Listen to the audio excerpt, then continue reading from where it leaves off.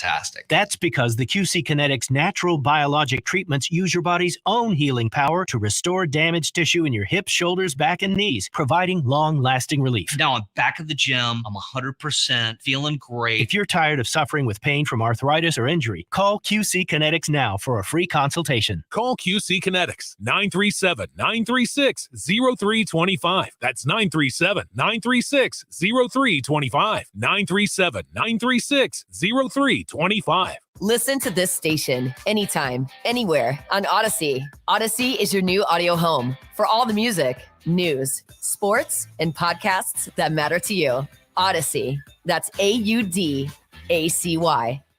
Creative Foam is opening an office in Vandalia, Ohio, and is hiring. On-site interviews Monday through Friday at 3337 North Dixie Drive in Dayton, or apply online at creativefoam.com.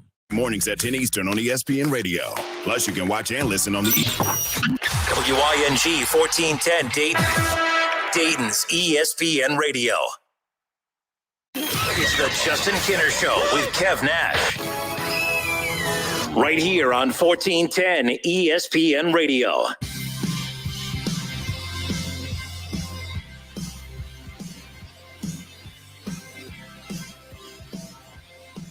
All right, everybody, welcome in. Happy Tuesday. It's the Justin Kinner Show with Kev Nash, live here on Dayton's ESPN radio station, 1410 Wing AM.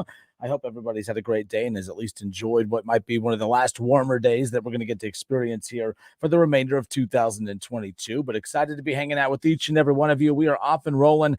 Phone lines will be open during the commercial breaks throughout today. I am solo, no Kev Nash. Yes, I know. Hey, but before you switch the station off, let's just have a conversation. Let's just talk real quick.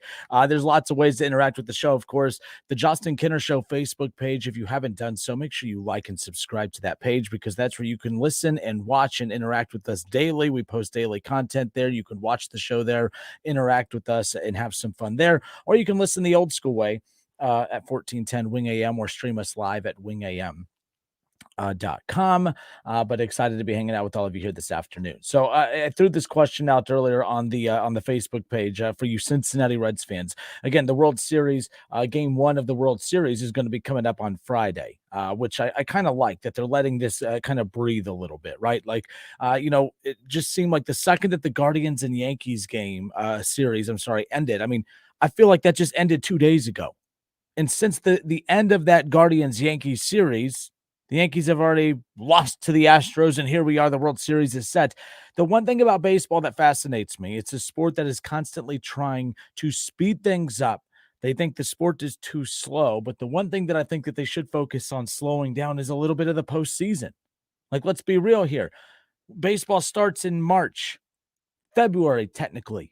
Mid-February is when, pitchers and catchers start reporting, and spring training, end of March, early April, the season begins. I mean, we're talking about a 7 to 8 month long season that is supposed to be wrapped up in 1 month to crown a champion. 162 games, 7 months. You play. And then all of a sudden it's, okay, now in the next 30 days, we'll crown a champion. Like, just slow it down, let it breathe. I like that for the next 4 or 5 days, we're going to get to kind of enjoy the build to the World Series. It's not one series ends and boom, we're right into the next one. I saw some people on social media today not happy that we're having to wait till Friday for game one of the World Series. I'm like, actually, this is actually the best thing for baseball right now. Let it breathe. Is baseball more popular than the NFL and college football? No, it's not, but it doesn't mean that it's not going to have a following. The thing that's interesting about this World Series is, as in years past, there is a heel, if you will. There is a bad guy. There's a team that you're going to tune in and root against, and that's the Astros, obviously. That's that team that, they're the cheaters, right? Like, everyone hates the Astros, and I think that the Astros are going to drive a rating to this. The Yankees have always been that heel, if you will, that bad guy, that team that you tune in to hate. But that's the Astros who beat the Yankees, and that's where we're at right now. Houston favored to win game one over the Phillies, but really looking forward to that matchup. And look, I want to see the best pitching matchups. I want to see both bullpens be healthy. I want to see both rotations be healthy. Any banged up players, you have 4 or 5 days to kind of ice those wounds a little bit and get ready to go come game one on Friday night. Again, the Phillies and the Astros in the World Series. So I threw this out earlier this afternoon when thinking about the Cincinnati Reds, because I started thinking about, man, how happy I am for Dusty Baker. Dusty Baker is one of my all-time favorite managers. I think he's the most underappreciated manager in the history of baseball, to be quite honest with you. I don't think there is a guy that does more consistent winning than him and gets as little attention and respect for it than he does.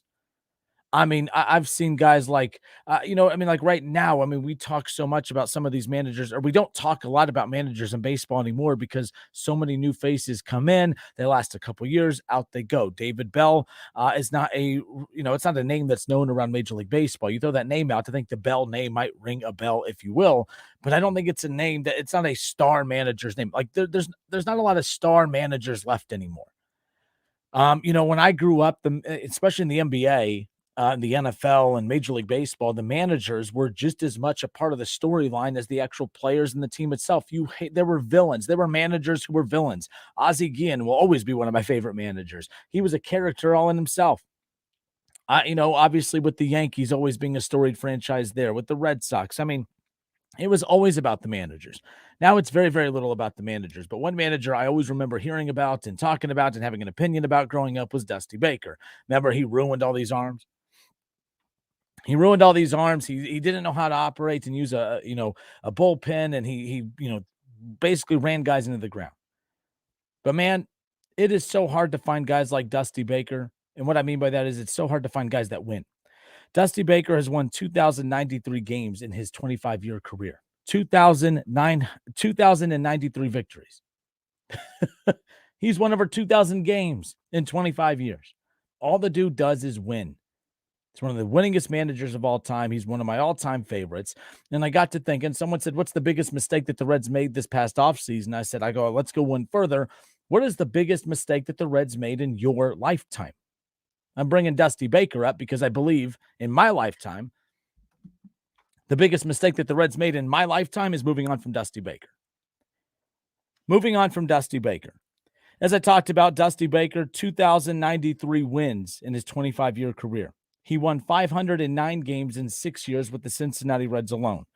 It took him to 3 playoff appearances in 6 years. Yes, he went 2-7. Yes, he didn't win a playoff series. But how are we sitting right now? We thought that when I say we as Reds fans and the Reds organization, we all thought that we could do better than Dusty Baker.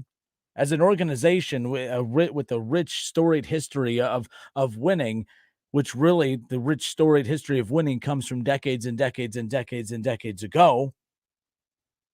I don't know why the Reds thought that they were too good to have a manager like Dusty Baker. It's one thing if the Nationals move. We've watched the Giants move on from Dusty Baker. They go on to win a World Series. All right.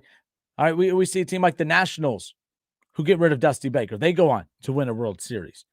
The Reds move on from Dusty Baker. They haven't been back to the playoffs once. Now, you guys can count that 2020 season if you want. I don't. That was a dumb year that we had to force a season in. There was nothing regular or normal about that season. I don't count that playoff year for the Reds. They finished in 60 games or whatever it was. I think they finished they were 2 games above 500. So the Reds with Dusty Baker, 509 wins in 6 years, 3 playoff appearances, 2-7 in those playoff games. Dusty Baker goes on to manage the Nationals, 192 wins, 132 losses, 4 postseason appearances. The Houston Astros, he's only been with them for 2 years now, hasn't even completed year 2. He's already won over 230 games. He's 24-12 in the postseason and 4 wins away from capturing his first World Series championship ever. The biggest mistake that the Reds have made in my lifetime, moving on from Dusty Baker. Moving on from Dusty Baker. It is hard to win in the postseason. It is hard to make the playoffs. I think of all the sports out there, it's the Major League Baseball. I think that is the hardest sport to make the playoffs in. I think that's the hardest sport to win in the playoffs and to win. We don't even hold, I love when people try to use the World Series thing against Dusty Baker or the success in the playoffs against Dusty Baker. It is the most difficult sport in the world, in my opinion, to win a championship in. 162 games, 8 months long.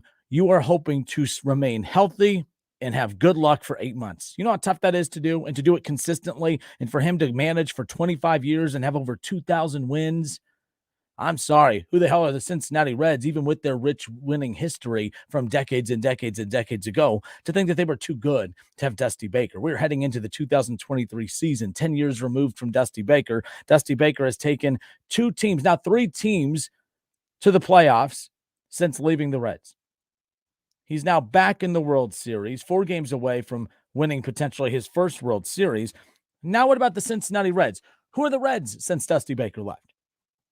Since leaving the Reds, or since the Reds moved on from Dusty Baker, they have won 594 games in 9 years. In 8 years, I apologize. 594 wins in 8 years. 0 playoff appearances, 0 playoff wins, 2 rebuilds, 4 90-plus loss seasons, 1 100-loss season, and still no identity as of now. I don't know who the Cincinnati Reds are. I don't know who they aspire to be. I don't know who they thought they were when they thought they were too good to move on from Dusty Baker. But the bottom line is Dusty Baker the biggest mistake that the Reds have made in my lifetime? Honestly, it's not giving the money to, remember when they had the decision to make whether to give the money to Johnny Cueto, or, you know what I mean? Like, no, none of those mistakes. Those aren't the biggest mistakes the Reds ever made. The biggest mistake the Reds have made in my 32 years of life on this earth is moving on from Dusty Baker. Dusty Baker is a treasure. Dusty Baker is an icon. And just for that reason alone, you don't have to like the Houston Astros. I don't like the Houston Astros, but I am pulling for the Houston Astros to win this World Series because Dusty Baker is the best thing about it. Dusty Baker is one of the best things about Major League Baseball. Dusty Baker is the biggest mistake that the Reds made in the last 32 years of my lifetime. In my opinion, moving on from him is an absolute joke. All right, it's the Justin Kinner Show with Kev Nash here on 1410 ESPN Radio. We are live on, of course, Facebook, live on YouTube. What is the biggest mistake that the Reds have made in your lifetime? I am curious people's thoughts on this. Deborah Gall on Facebook. Hi, Deborah. She says, hey, Kenner, baseball season is too long. Oh, I agree. Baseball season is way too long, which is why I talked about the fact that, of course, you have an 8-month or a 7-month long season, and then you force them to crown a champion in 30 days. It doesn't make any sense. Slow it down, let it breathe. I like that we have a few days between now and game 1 of the World Series. And Anderson says, hush your mouth. Baseball needs to be year-round. I'm not anti-baseball. I just think that they're focusing on the wrong things to fix. Now, I'm seeing a lot of cheaters come into play. Cheaters are coming into play. Talk about the Houston Astros.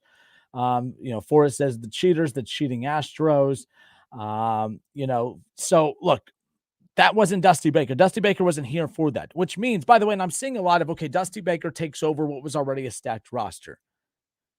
But you're also the same people, not you necessarily, Forrest, but a lot of you are the same people that say the Houston Astros were no good. They only won because they cheated.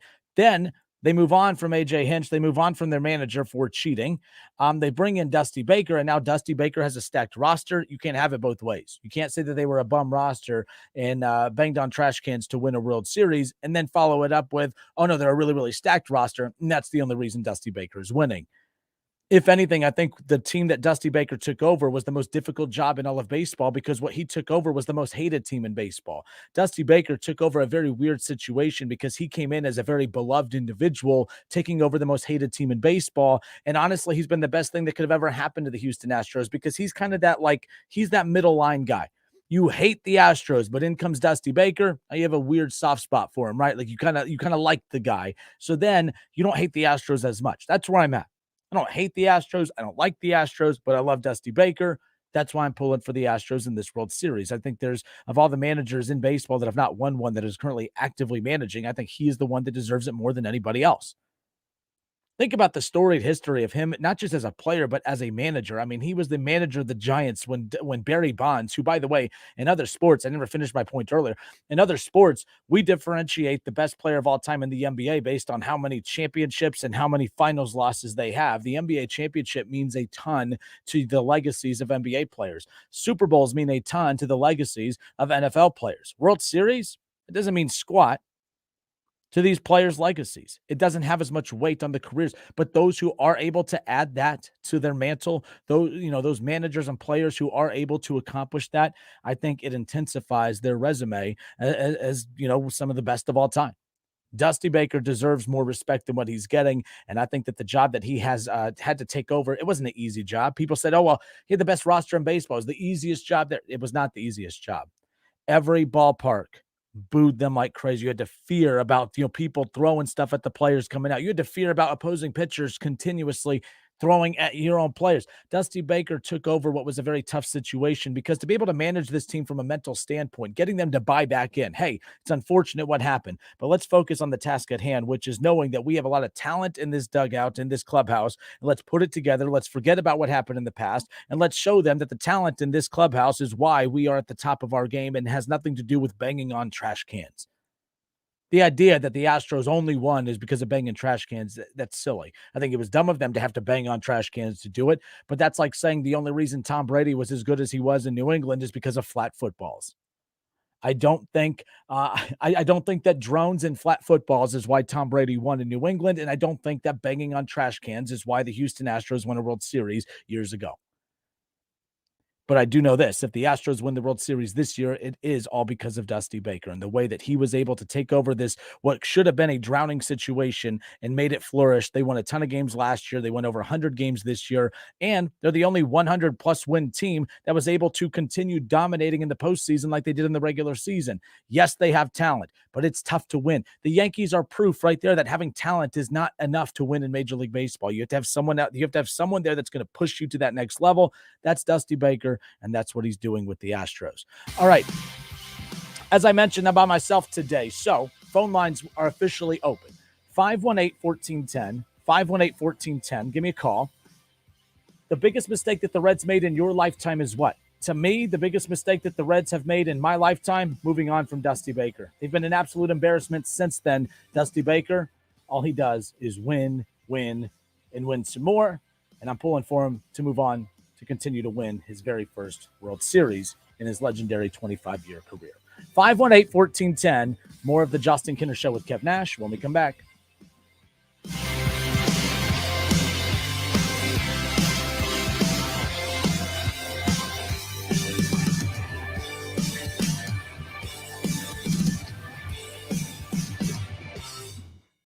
It's the Justin Kinner Show with Kev Nash. Justin, you're awesome, baby. Right here on 1410 ESPN Radio.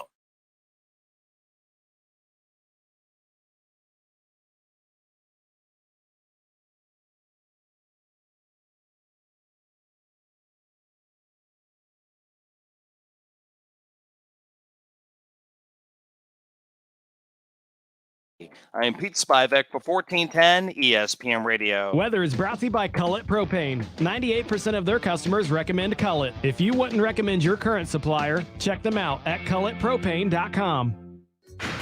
You can't always see bad weather coming, so it's essential that you're able to see through it when you drive. Michelin wiper blades with advanced technology hug your windshield like a Michelin tire hugs the road, channeling away water, snow, and ice so you can see clearly, drive confidently, and breathe easy. Michelin wiper performance, clearer than ever. Upgrade to Michelin premium wipers today at Walmart, Amazon, Tire Kingdom, and other fine retailers. Finding great candidates to hire can be like, well, trying to find a needle in a haystack, but not with ZipRecruiter. Its powerful technology actively finds and invites qualified candidates to apply to your job. So while other companies might deliver a lot of hay, ZipRecruiter finds you the needle in the haystack. See why 4 out of 5 employers who post a job on ZipRecruiter get a quality candidate within the first day. Try ZipRecruiter for free at ZipRecruiter.com/free. That's ZipRecruiter.com/free. When you download the Home Depot app, taking on big or small projects starts with a tap. It's your pocket-sized toolbox for getting more done. Image search helps you find what you need with a snap. Store mode pinpoints exactly where to go to get what you want while you're at our store. Or just tap to arrange for easy curbside pickup, all from the palm of your hand. It's the app that's made for doing. The Home Depot app. How doers get more done.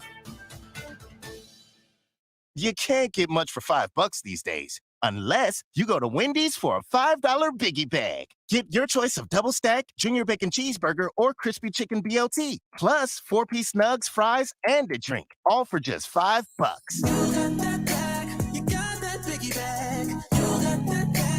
That was smooth, wasn't it? That's how you're going to feel when you get that biggie bag at Wendy's. U.S. price and participation may vary. Includes 4-piece nuggets, small soft drink, and small fry. Prices may be higher in Alaska and Hawaii. Ray Magliozzi here for eBay Motors. You're driving along and some nimrod cuts you off. You hit the horn. Jeez, it sounds like a goose in distress. Time to head over to eBay Motors. They have horns for every make and model, not to mention horn pads, steering wheels, wiring, and more. 122 million parts. You can even go for an upgrade. Looks like Mr. Cutoff Man needs a new seat cover. Try eBay Motors, pal. Get the right parts at the right prices. eBay Motors. Let's ride. Dancing crew, trip for two, nail the final interview. Game with Doug, brand new mug. Come here, kid, give me a hug. The more you want to do, the more we want to do. Boosters designed for COVID-19 variants are now available. If you've had your primary series, schedule an updated COVID-19 booster appointment as soon as you're eligible. Sponsored by Pfizer and BioNTech.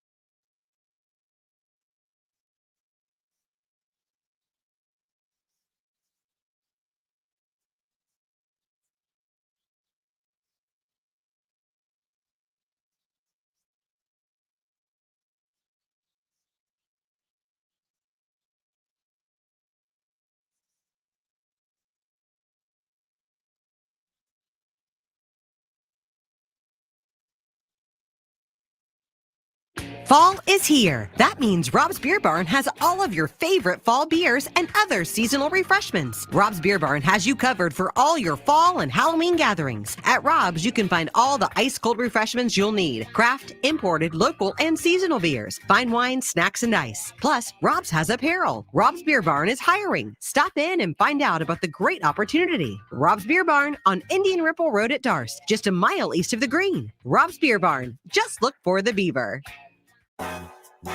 Houday Nation, Betfred has come all the way from England to the great state of Ohio with over 50 years of sports betting experience. No emperors, no movie stars, just a sportsbook you can trust. The Betfred Sportsbook app will be available on January 1st, 2023. Until then, download the Bengals app or go to betfredsports.com and have a chance to win Bengals tickets and exclusive merchandise. Official sports betting partner of the Cincinnati Bengals. Must be 21 plus. Gambling problem? Call 1-800-589-9966. This is for the men who never settle, the ones who miss the fairway all day and still pull out the big stick, the type of guys who will always prefer to be behind the grill than in front of the camera, and the men who never let their friends forget about a high school nickname. This is the Lodge mentality. This is Twin Peaks. Who wants to settle for a single TV? With more TVs, bigger screens, plus our fabulous scenic views, there's more to watch at Twin Peaks.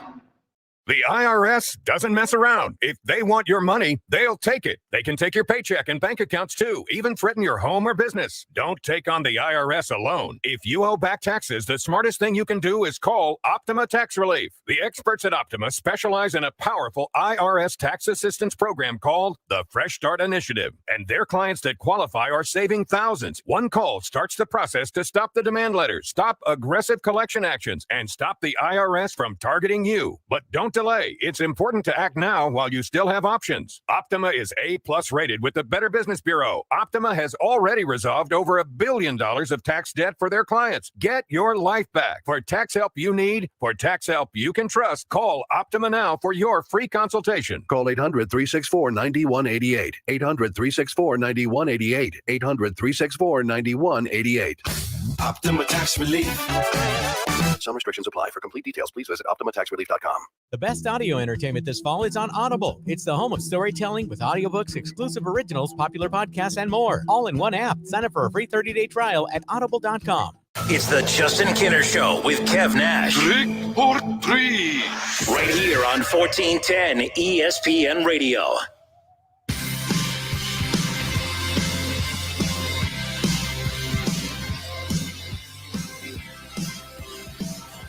And we are back. I'm Justin Kinner, hanging out with you here on Dayton's ESPN radio station, 1410 Wing AM.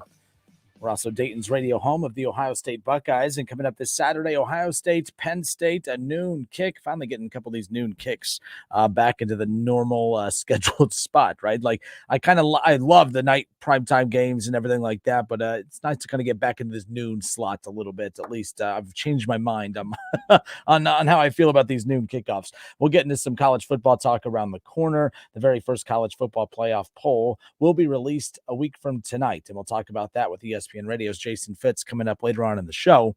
And we'll talk about what we think the poll will look like. Not what your poll would be, not what my poll would be, but what we think the poll is going to look like based on, of course, what history has told us what the committee looks for. Yes, I know the individuals in the room change from time to time, but more times than not, the criteria doesn't, or at least a lot of the same talking points are regurgitated towards us. But we'll get to that coming up around the corner. 518-1410 opened up the show with, of course, we are just a few days away from game one of the World Series, the Phillies and the Astros. Maybe not the most aesthetically pleasing matchup, but there is a lot of star power. You got to give Philly a lot of credit. Philly is a team that was rebuilding for a few years, and then they started spending a lot of money. Of course, we all remember what happened whenever the Nationals would not they would not dump the money bag, of course, for Bryce Harper. It was like, oh my gosh, how could you not re-up with one of your, the face of your franchise? Bryce Harper goes on to the Phillies. The Phillies don't make the playoffs for the next 2 years. The Nationals win a World Series in their very first year without Bryce Harper, and it was just one of the more, you don't see those types of things happen in other sports.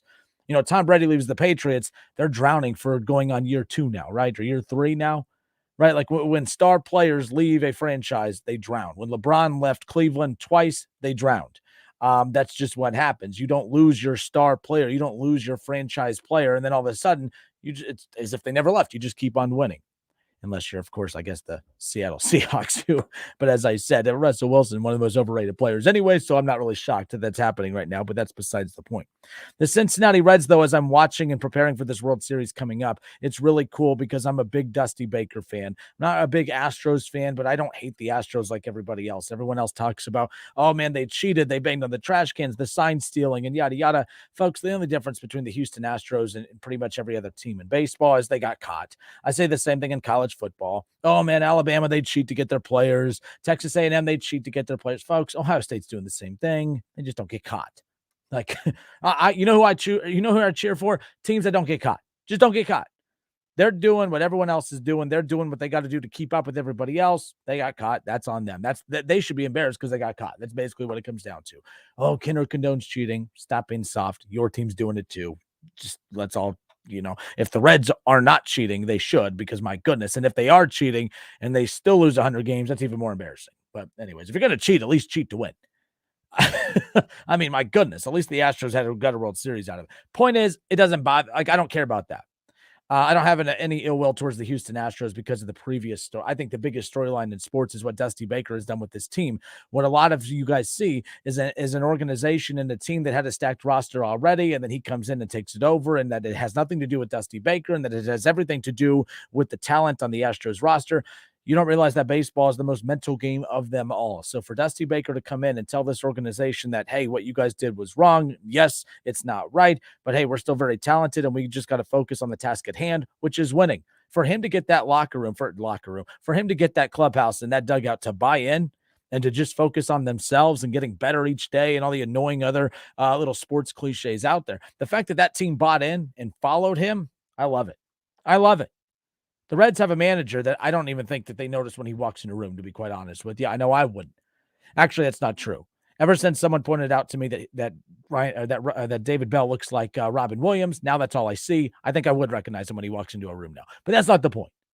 The point is that Dusty Baker has done a fantastic job, and he does a fantastic job everywhere he goes. He wins everywhere he goes. He goes to the playoffs everywhere he goes. And then everywhere he goes, more times than not, organizations think that they could do better. More times than not, they don't.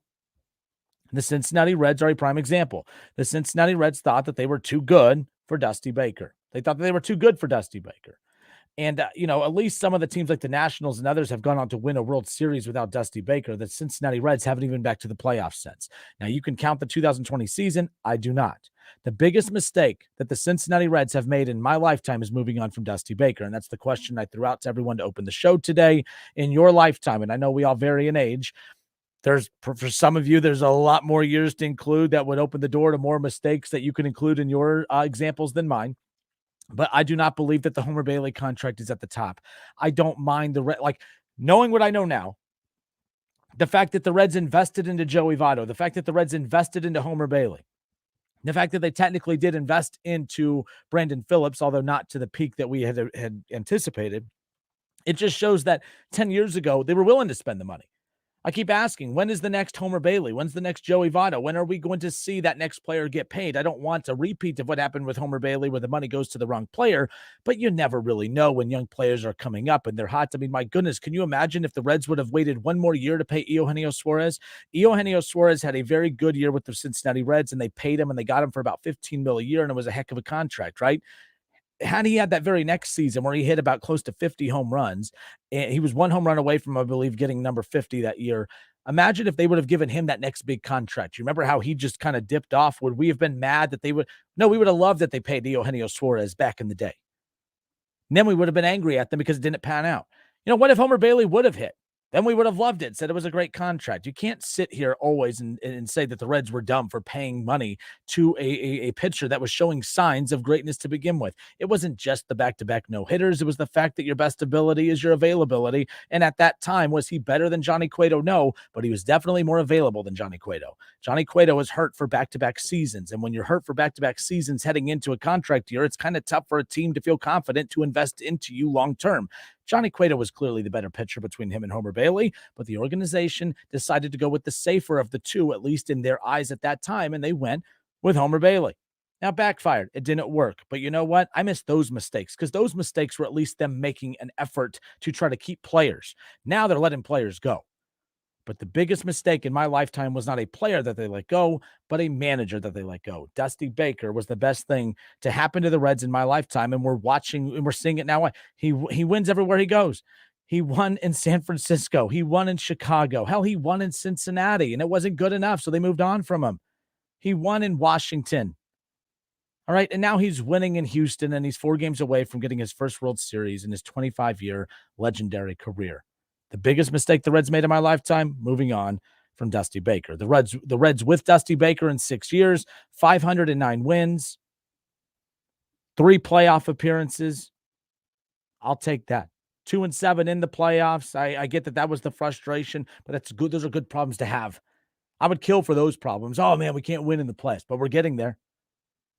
The Reds, since Dusty Baker, they've won 594 games. They lost 762 times. They've had 0 playoff wins or appearances. I do not count the 2020 season. They've had 5 90-plus loss seasons. They've had 1 100-loss season. And they've technically had 2 rebuilds. I think someone in the comment section had mentioned that, no, the one rebuild never stopped. That's not true.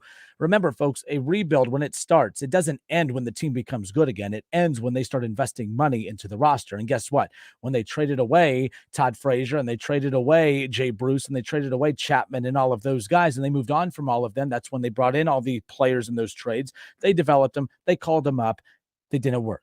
The Cody Reeds didn't work out. Right? Like, you know what I mean? All those big names that we thought were going to be the next face of the Reds run, Amir Garrett, it didn't work out. Nothing worked out. Jesse Winker, say what you want. People thought that at the beginning of the season, that was the biggest mistake the Reds could have made. They actually look pretty smart right now. Jesse Winker was well below average this season. He wasn't good. And this is who he was in the second half of last season with the Reds. And this is honestly who he was the majority of the time that he was in Cincinnati. But you guys fell in love with him for 2 months and said, it's the biggest mistake the Reds ever made was moving on from Jesse Winker. I would argue it's one of the best decisions that they've made.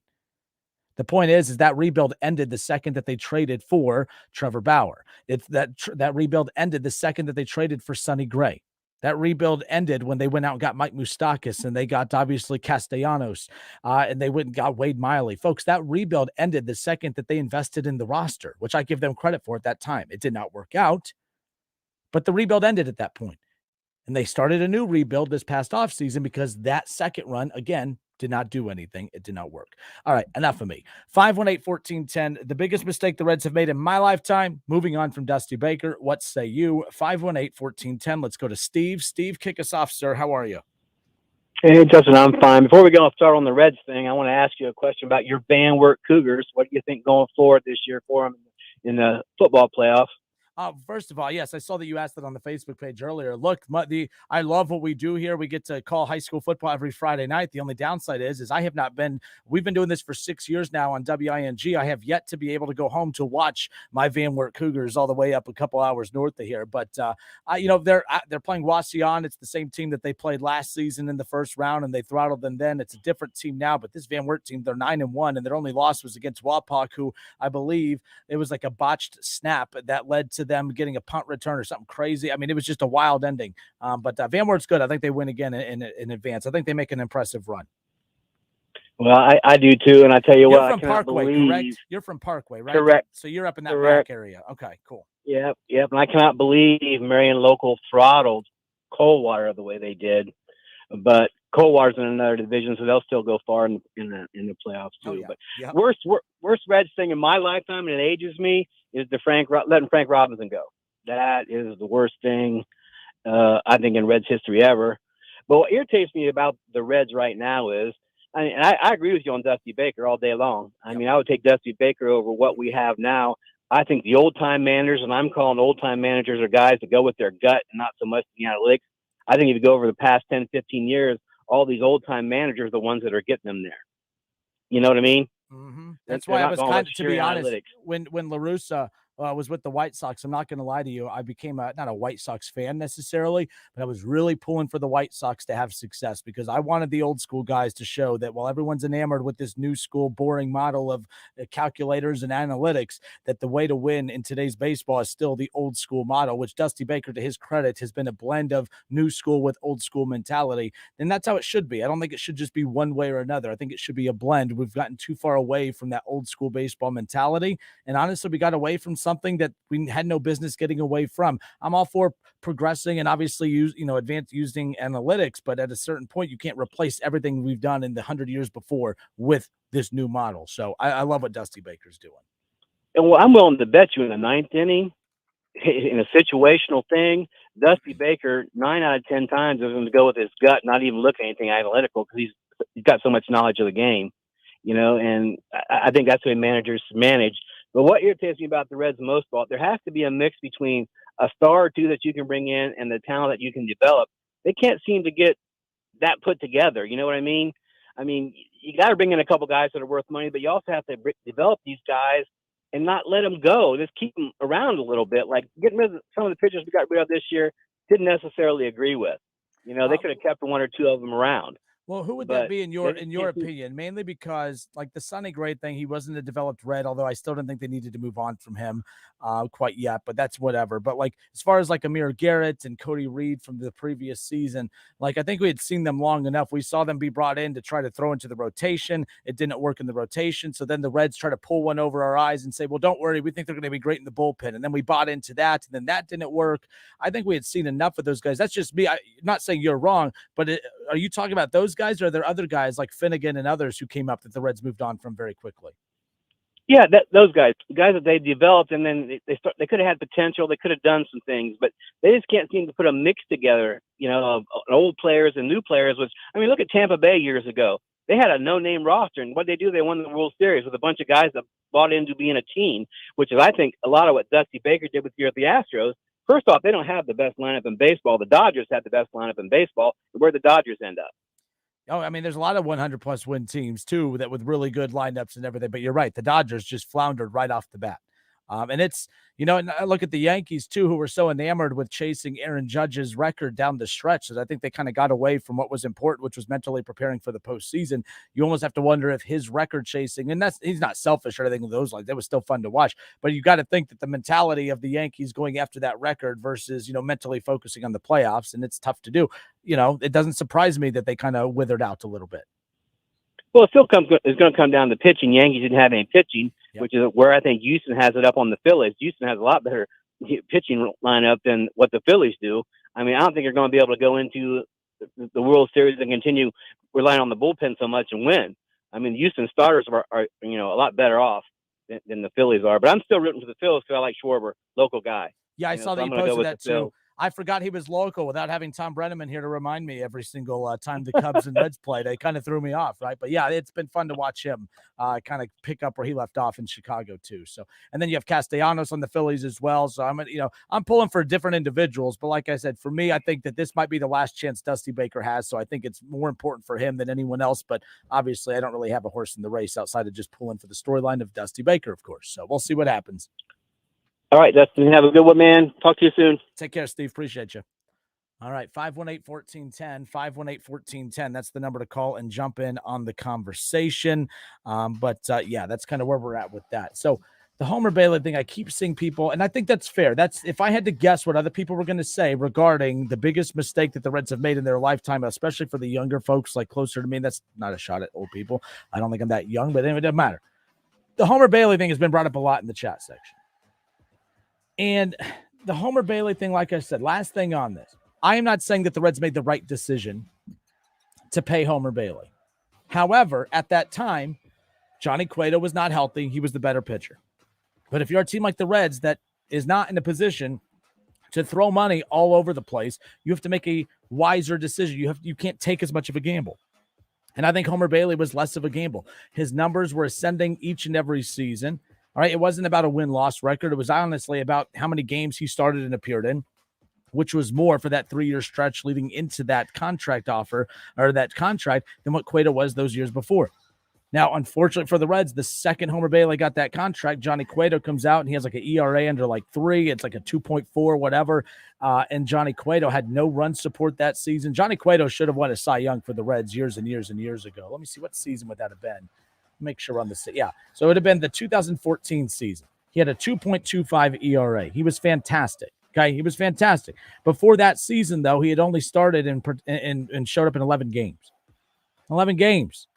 Could not stay healthy. Every time they bring him back off the injured list or whatever, he'd go right back on it. He could not stay healthy. I think it came down to the Cincinnati Reds feeling more comfortable with the ascension of Homer Bailey and the fact that he was more available. Your best ability is your availability, not the curveball, not the fastball. It's your availability. Obviously, the Reds struck out on that. I have no problem saying that was one of the bigger mistakes that they've made. But again, I miss the days of when the Reds were at least willing to gamble and spend money on players. When are we going to do that again? It's easy to not do that when you just keep fans in limbo with rebuilds, and I think that's what they're doing. All right, folks, good stuff. 518-1410. We'll move on from that part of the conversation. We got college football, NFL stuff coming up around the corner. ESPN Radio's Jason Fitz coming up here shortly as well. Excited to chat with him. 518-1410. More of the Justin Kinner Show with Kev Nash when we come back.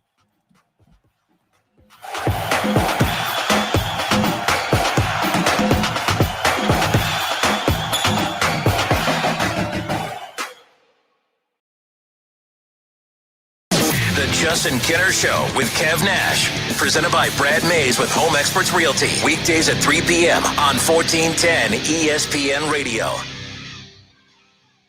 Justin Kinner back with you here on 1410 ESPN Radio. Get ready, Ohio. FanDuel, America's #1 sportsbook, is coming to the Buckeyes state. And to kick things off, you can get started with $100 in free bets as an early sign-up bonus. Plus, when you sign up today, use my promo code Kinner, Kinner. Then you will be all set for when FanDuel goes live in Ohio. Then you can bet on all of your favorite teams and all of your favorite sports with $100 in free bets. I think that's pretty cool. All you got to do is download the app. When you register, you use my promo code Kinner, my last name, Kinner. And then you're going to have $100 in free bets waiting for you in your account when sports betting goes live here in the state of Ohio. Just download FanDuel's top-rated sportsbook app. It is safe, it is secure, and it is super easy to use. Come on, Dayton, this is your chance to get in on the action. Use my promo code Kinner when registering your account today, Kinner.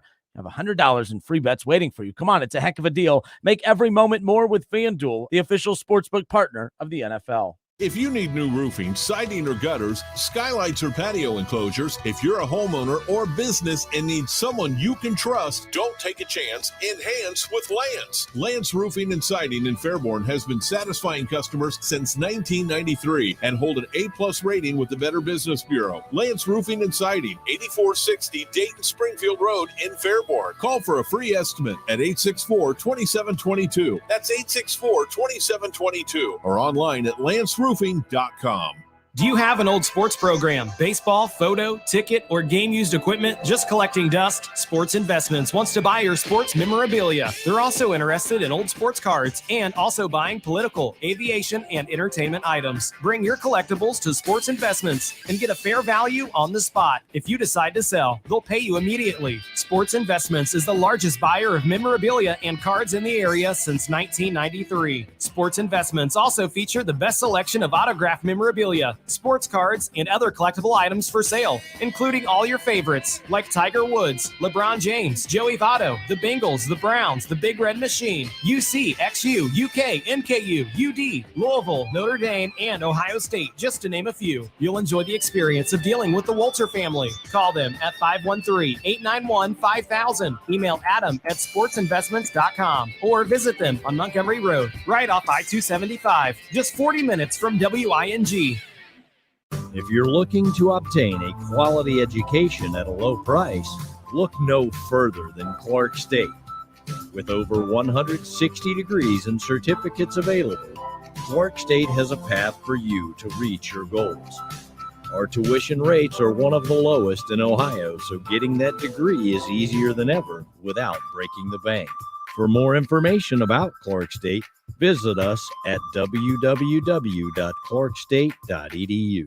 Need a U.S. passport? We can help. Hi, this is Mike Foley, your Montgomery County Clerk of Courts. Visit one of our convenient auto title locations in Huber Heights, Clayton, downtown, Moraine, and Centerville. Make us your first destination before you travel abroad. No appointments ever needed. We do passports.com for more info. You have empty office space to fill or home office to create. You know what you need. You know what you'd like. But you also have a pretty good idea after you've shopped around the usual places what you need and what you like might not happen. Well, then you haven't been to Charles Larrick's Warehouse Outlet. Nobody has their selection. Nobody has their discounts. And every week, there's something new. If you need office furniture, Larrick's Warehouse Outlet can sell it to you for half the price and below manufacturer's selected prices. Half price and below on hundreds of items. Selection from budget to the best. Really, desks from $50 to $5,000. Filing cabinets from $25 to $500. Before you go anywhere else, do yourself a favor and come to Larrick's Warehouse Outlet. With 25,000 square feet of selection, you're not going to go anywhere else. Larrick's Warehouse Outlet at 23 McOil Avenue, Dayton. Open Monday through Friday, 9 to 6. Larrick's, continuing the tradition. Have you heard? $5,000 sign-on bonus. That's right. My friends at Cordell Transportation are now hiring Class A CDL drivers for home daily dedicated lanes, no-touch freight with brand new equipment, and offering a $5,000 sign-on bonus paid over 18 months, paid orientation, company 401k. Plus, they're now hiring recent truck driving school graduates. Apply today. Online at CordellTransportation.com. Driven to succeed. Don't put it off any longer. You know it's time. Time for a bathroom upgrade by Bath Creations. Bath Creations is a leader in bathroom renovations, providing the very best value in bath and shower remodeling, and proudly made in the USA. With Bath Creations, you get a beautiful modern bathroom that's safe, comfortable, and affordable. Attention first responders, veterans, and active military. Save $500 off your purchase right now. Visit Poe Avenue in Dayton or online at mybathcreations.com. And upgrade today. Germain Honda Beaver Creek is your local Honda dealer. If you've been waiting to buy, now is the time. For a limited time, we have 22 Honda Passports and 22 Honda Pilots with financing as low as 1.9%, and 2022 Honda Ridgelines with financing as low as 2.9%. Remember, we can get the Honda you're looking for. We are taking deposits on current scheduled in-build new Hondas every day. See me, Sales Manager Jason High, for all the details. We're on Route 35, just east of 675 between Xenia and Beaver Creek. Germain Honda Beaver Creek, the right car, the right price, the right way. With Discover, you can redeem your rewards for cash in any amount at any time. Learn more at discover.com/redeem rewards. Terms apply. It's the Justin Kinner Show with Kev Nash. Right here on 1410 ESPN Radio.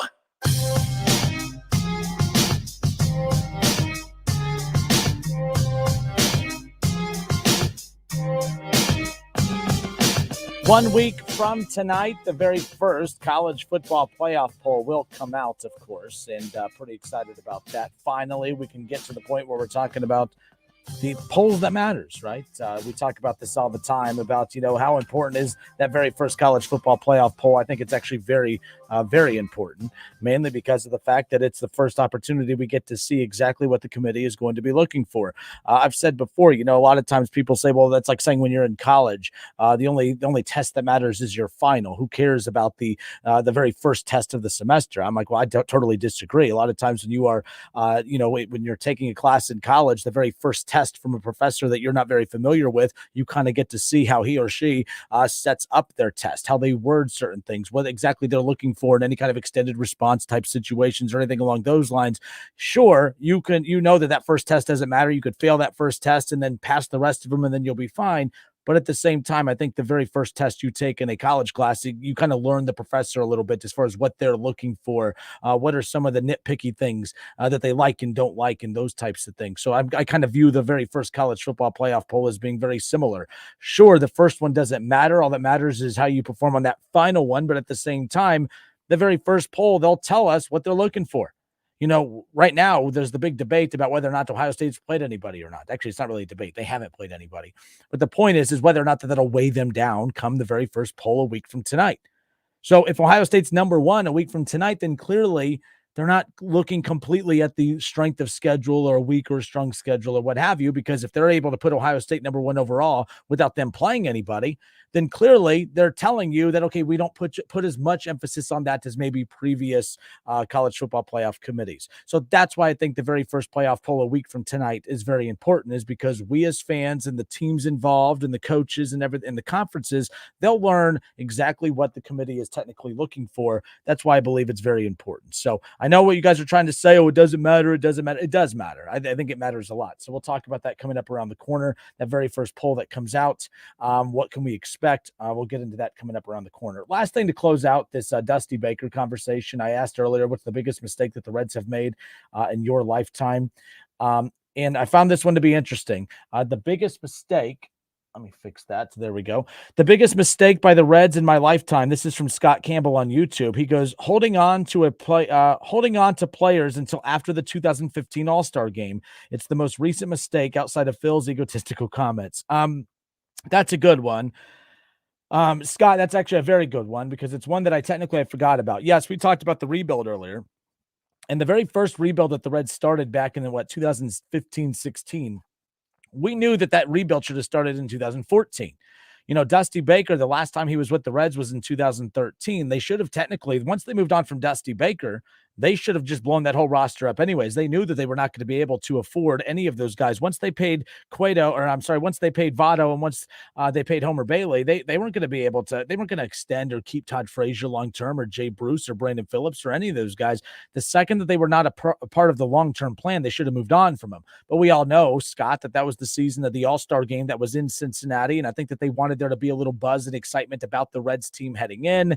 It was not really I think a lot of Reds fans were buzzed at the depression of what exactly was happening with the Cincinnati Reds. But yes, you look at the 2015 Cincinnati Reds team. Obviously, they had Brandon Phillips and Todd Frazier. Remember that they had Marlon Byrd at the time, and they moved on from him just fine. They had Billy Hamilton, Jay Bruce. They had continuing to go down this list of that. The Adam Duvall at that time. Adam Duvall has actually turned into one of the, when you think of all the players that the Reds have moved on from, the one player that I think if you could bring back. That's another topic for another day. But honestly, Adam Duvall has been fantastic. Castellanos, I think, will be the number one player that everyone wants back. But Iglesias has been up and down. Chapman's a head case. I think Adam Duvall has been the most consistent. Am I missing an obvious one? Folks, is there a former Reds player that the Reds have moved on from, that has gone on to do anything significant that you're like, man, I would love to see him be doing that in Cincinnati right now? I know there's some former Reds players. Adam Duvall, I think, is the most consistent Red that they have moved on from that is still doing big things. Obviously Castellanos, but he was around for 2 seasons. It's not as if he was a long, you know what I mean? They didn't grow him. They didn't develop him. I would say Duvall. Maybe I'm wrong. But Devin Mesoraco, you remember him. So, yes, that's a very, very good one, Scott. I agree with you. They waited too long. They should have traded them right away. You fired Dusty Baker. You should have blown the roster up, because then I could forgive the Reds at that time. If you were planning on firing Dusty Baker because you're heading into a rebuild, okay, fine. But that's not why they did it. They fired Dusty Baker because they thought that they didn't need him to win baseball games, and Brian Price was an absolute disaster. And so was that roster, because at that point they could have gotten a lot in return for a couple of those guys who had more than 1 year remaining on their contract. Then you're trading rental players who really aren't at the peak of their game, and they didn't get a lot back in return. All right, 518-1410. Let's go to the phones before we head to the next part of the show. College football conversation coming up around the corner. Let's go to Doug. Doug, how are you, sir? Thanks for holding. I'm doing all right. How you doing? Not too bad. What's up, man? What you got for us? Well, first of all, I don't know a whole lot about the Reds right now, but way back, Big Red Machine days when I was a diehard Reds fan, when the Big Red Machine, they first started getting rid of Perez and Rose, and that wasn't good for all us big diehard Reds fans. But they managed to have a great team right after that, which was with Griffey and Collins and Ray Knight. And I think it was 82. I'm not for sure the year of the strike, but that year the Reds they took you in the playoffs by who won the first half and then who won the second half. That's how you made the playoffs. Well, the Reds that year came in second in the first half and second in the second half, but they had the best record overall. But that ain't what they went by. And after getting rid of the Big Red Machine and having that great team, they got rid of those guys too. I haven't been a Reds fan since then. I mean, they got rid of Collins, they got rid of Knight. It was just a disaster because the Reds were so good. The best team in baseball for probably about 10 to 15 years straight, very relevant. And then they got rid of those players, and I ain't been a Reds fan since.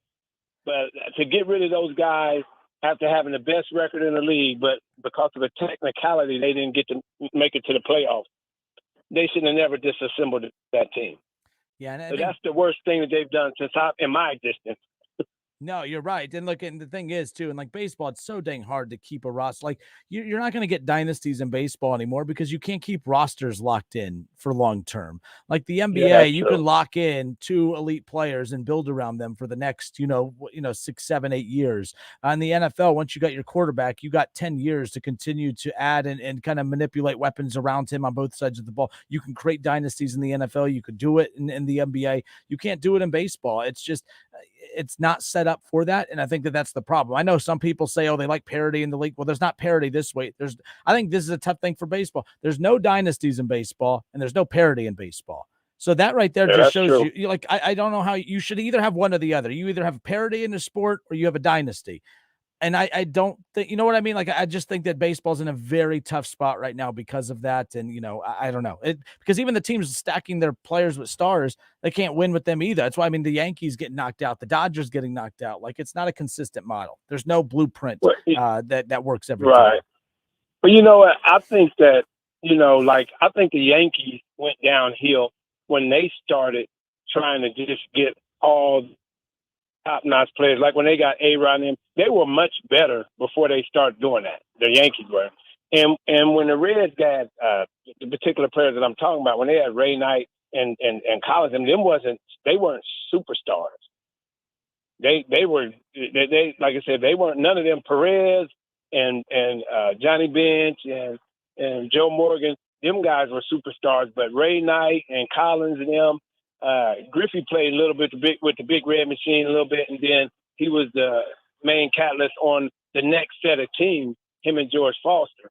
But Collins and weren't high dollar guys or guys they had to get around. I don't know why they done that, but I understand the money thing. It's always about the money. All right. Hey, Doug, you keep cutting in and out. So we're going to end this convo, but I appreciate you calling in and chiming in. All right. Appreciate it. Okay. Thanks, man. All right. Take it easy. 518-1410, 518-1410. That's the number to call and jump in on the conversation. Brian McCoy says, Justin says that's okay because they were trying. And I believe that was in reference earlier to my point about Homer Bailey. Nah, you're spinning that in a way to try and poke fun at me, which is fine. But I think you're smart enough, Brian, to understand what I'm trying to say. If you want to choose to be a smartass, that's fine. But I think you know what I'm trying to say. Point is, right now, is the biggest knock on the Reds is that every time they get a star player, they don't pay for him. They don't want to keep him. They don't want to invest into them, and they just move on from him. We've come a long way. I think that is worse. And let me ask you, what is worse? You know, the Reds developed Homer Bailey. He came through the Dragons system too. I mean, he came through the Dragons. He goes to Cincinnati. He has a couple solid years. By the way, he had multiple seasons with ERAs just a hair above 3. I think we would kill for any pitcher right now to consistently have an ERA close to 3. So let's not act like he was a complete bum. It's not like he had a ERA sitting at about 7 and then had 2 no-hitters and then they offered him. He was not a terrible pitcher. He was getting better and better from year to year. They invested dollars into him. I also don't think that the contract that they gave him would have been that big a deal had they not just invested a ton of money into Joey Votto. And at the end of the day, I don't think that they were going to be able to afford Joey Votto and Johnny Cueto. Look at the money that Cueto ended up getting. That was not the same money that Homer Bailey got. And I think the Reds also knew that. I'm not defending the Reds here. My point is that back then, the Reds gave the money and invested money into their players. They paid Joey Votto. They paid Homer Bailey. Well, now guess what? Now they're getting these players that they're developing and they're not paying them, or they sign them. They have great years for the Reds and they don't invest into them. They let them go. So, Brian McCoy, you know what I'm saying. You know what I'm talking about, but you would rather try to make a mockery of it, which is okay because I do that to people every day, so I can't sit there and get annoyed when you do it, but I'm going to call you out for it. Bottom line is, you know what I'm saying. Back then, we're mad because, oh, my gosh, I can't believe they gave him that money. Now, the Reds aren't giving anyone money, and you're pissed at that. You can't have it both ways. Which one's worse? The Reds taking a chance and investing into their roster, or the Reds not investing into their roster at all? You can't have it both ways. I mean, we would like to. I would like the Reds to do that, but the Reds, I don't run the Reds. I don't. I can't make these decisions. The point is we have to pick the best of the evils, and the best of the evils is what? An organization that invests into their talent like Homer Bailey, who they thought was going to be something, and then he ended up falling flat on his face, or developing talent, then watching them have great seasons and then doing nothing of trying to invest into them and just trading them on. That's why every one of you right now are watching the success of Hunter Green. You're watching the success of obviously Nick Lodolo and Graham Ashcraft, and you're seeing Jonathan India and Tyler Stevenson. And what's the first smart-ass thing everybody keeps saying? Oh, wow, can't wait to watch him play for the Yankees. Can't wait to watch him play for the Dodgers. So you get mad because they don't pay their players, and then when they pay their players, you get mad too. You can't have it both ways. I can't believe Joey Votto, who I'm not the biggest Joey Votto fan as far as thinking that he's an all-time Reds great. I don't think he's an all-time great. I think he's more than just a great player of all time, or a solid player of all time, but I don't put him in that elite status of one of the greats of all time. But Joey Votto lived up to his contract. With all of the losing that the Reds have done over the last 10 years, there has been one guy that has been right there consistently, showing up. Last couple of years, his numbers have obviously not been very, very good. I completely get that. But my goodness, the guy won an MVP, probably should have won 2 more MVPs. At least there was one more season. I think that was that 2014 year that he should have won the MVP that year. So, look, I mean, playing on bad teams also hurt him as well. That doesn't – I like Joey Votto as an all-time Reds great. I don't think he's an all-time, great as far as big picture baseball is concerned. But, they paid Joey Votto, and he lived up to the contract. They paid Homer Bailey. He didn't live up to the contract. They should have paid Johnny Cueto. There's no way they were going to afford Johnny Cueto. You couldn't pay Johnny Cueto and Joey Votto. It just wasn't going to happen. It's the Justin Kinder Show with Kev Nash here on 1410 ESPN Radio. All right, next part of the show, let's talk some college football. The very first college football playoff poll comes out a week from tonight. I don't want to know who you would have in the top 4. I want to know who you think will be in the top 4. Let's put ourselves in the mind of the committee. Based on what they have told us in seasons past, the top 4 a week from tonight will be whom? And just for blanks and gigs, let's put in teams 5 and 6 as well. It's the Justin Kinder Show with Kev Nash. We'll be right back.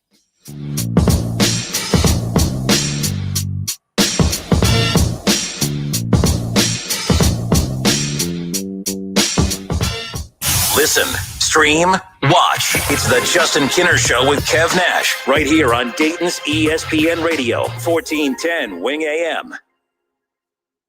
Oh.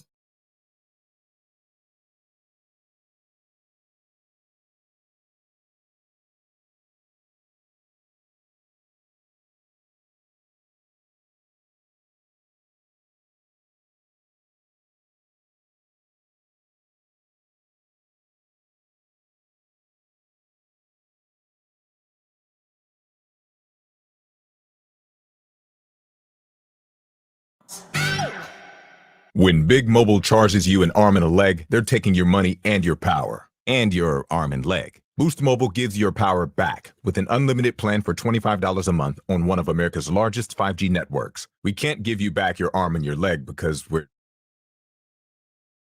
you're an iguana who can grow limbs back.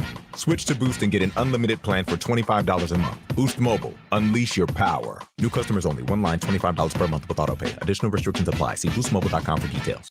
The 2023 cost of living adjustment was announced by the Social Security Administration on October 13th. At 8.7%, it is one of the largest dollar amount increases. AARP's CEO Joanne Jenkins says this will provide much-needed relief to millions of Americans. The guaranteed benefits provided by Social Security are more crucial than ever as high inflation remains a problem for older Americans. Social Security is the largest source of retirement income for most Americans and provides nearly all income for 1 in 4 seniors. The 2023 adjustment should boost the average Social Security benefit by about $145 a month. AARP urges leaders of both parties to work together to protect Social Security for the long term. Millions of Americans work hard throughout their lives to earn their benefits, and Social Security is a promise that must not be broken. For more information, go to aarp.org/Social Security. When getting the job done right is job one, you need construction equipment that's built right. From compact track loaders to the world's #1 selling compact excavator, the Kubota construction lineup features durable Kubota engines,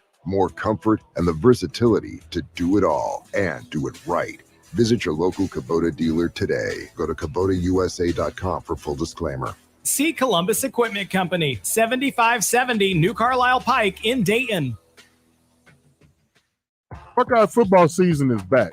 That means tailgating and parties for the big game. You need the Lee's famous recipe Buckeye Bucket. It comes with 25 pieces of the delicious jumbo breast strips for only $44.99. Of course, you can add a few of their famous country side items, buttermilk biscuits, gallons of fresh brewed Lee's iced tea, or lemonade. You have the perfect recipe for a tailgate or watch party. Cheer on the Buckeyes this weekend with a Buckeye Bucket. Order today. With Discover, you can redeem your rewards for cash in any amount at any time. Learn more at discover.com/redeem rewards. Terms apply. WING 1410 Dayton, Dayton's ESPN Radio. It's the Justin Kinner Show with Kev Nash. Trick or treat. Right here on 1410 ESPN Radio.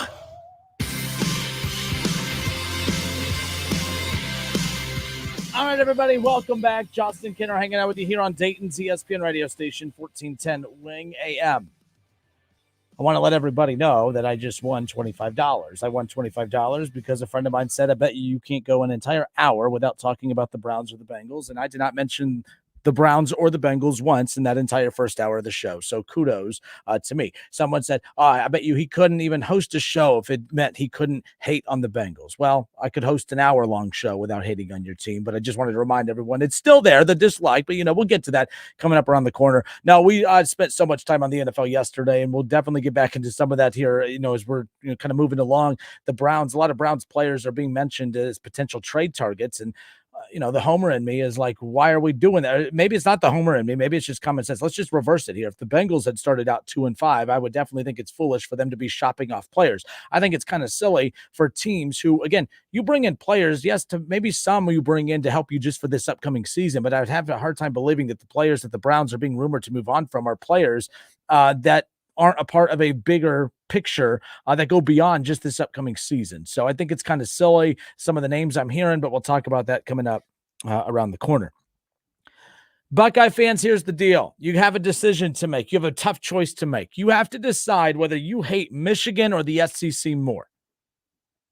And I am curious, but we're live on Facebook. Head to Facebook, search the Justin Kinner Show on Facebook. I urge you to like and follow the show page because we have a lot of fun on there. That's where we post all of our content throughout the day leading into the show. That's how you can interact with me and Kev on the show is by watching the show there and jumping in on the conversation that way in the chat section or, of course, in our ESPN Dayton YouTube channel.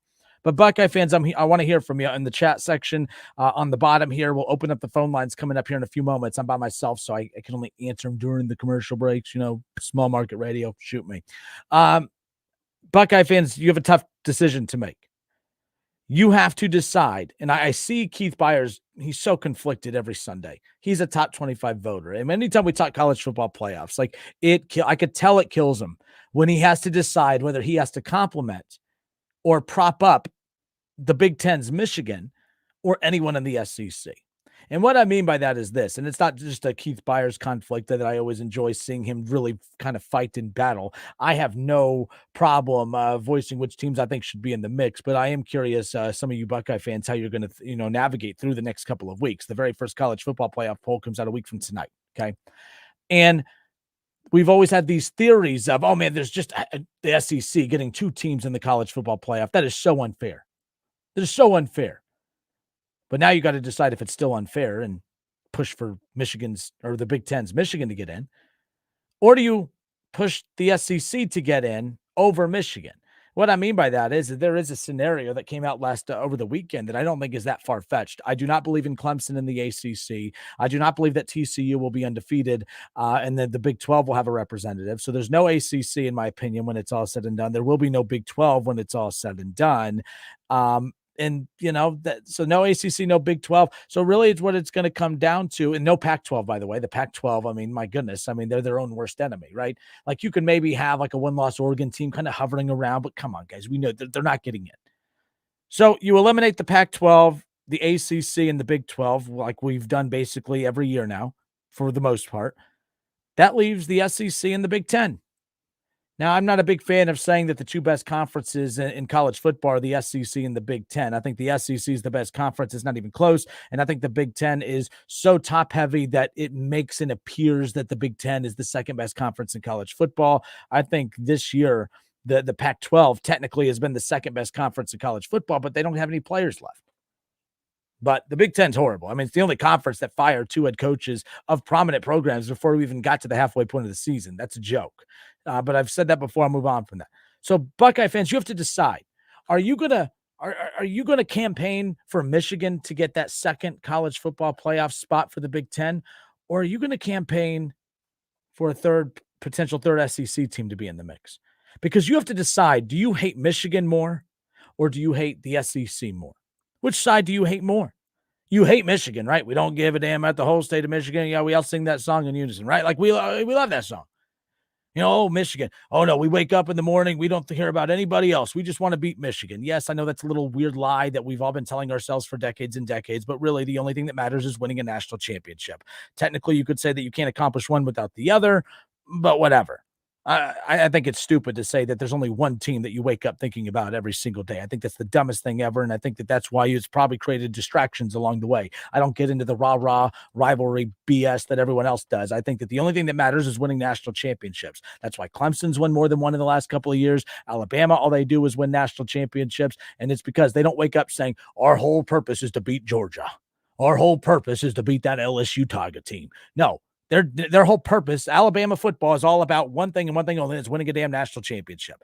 Ohio State, Orion Day, I wake up before I even take my morning pee, I'm thinking about beating Michigan. I mean, give me a break. Maybe that is what they're thinking about, and I think that's honestly the problem. I'm in such a big minority over here saying that I can't stand the idea that the rivalry is bigger than anything else, because it's not. I know it is, but it's not to me. I think to me, I'd rather just, if Ohio State lost to Michigan 5 straight years but was hoisting up the national championship trophy for 5 straight years, I think we'll take that. Like, let's stop with this idea that I'd give up. I'd rather beat Michigan every year for the rest of eternity than ever win a national championship again. You'd be lying to yourself. You'd be lying to yourself. But you guys try to convince me that you hate Michigan more than anything else on the face of the earth. But I find it ironic that the scenario building is that either Michigan, a second Big Ten team, is going to be in the mix, or Ohio State and 3 SEC teams. Like, that's really what it's coming down to. We've already seen Tennessee beat Alabama. All right. What if Georgia beats Tennessee coming up in this regular season game, and then Alabama knocks off Georgia in the SEC title game? What happens then? What happens then? All 3 SEC teams with 1 loss. Michigan will have a loss in the eyes of most because Ohio State will throttle them, right? So do you want Ohio State to throttle Michigan at the expense of 2 Big Ten teams getting in, and of course having a 3 SEC team appearance? Because it's possible. And I think that's the direction we're going in now. Did you see Clemson this past week? Their student section rushed the field for beating Syracuse. The second I saw Clemson's fan base rush the field for beating Syracuse, I knew that the program was not for real, and I've given up on Clemson. Clemson, they're undefeated. They came from behind. They beat Syracuse. Not Jim Boeheim's Syracuse. I don't even know who the head coach of Syracuse is football-wise. I mean, it could be Jim Boeheim, too, for all I know. I have no idea. Let's be real. So Clemson's out. The ACC's out. The Big 12 is out. TCU's still undefeated for now. Clemson's still undefeated for now. They'll lose. They're both going to lose. The Big 12, they're their own worst enemy. Oregon, they haven't lost since week 1, but they didn't just lose. They got throttled. So 518-1410, 518-1410. When the college football playoff poll comes out a week from today, what do you believe the poll is going to be?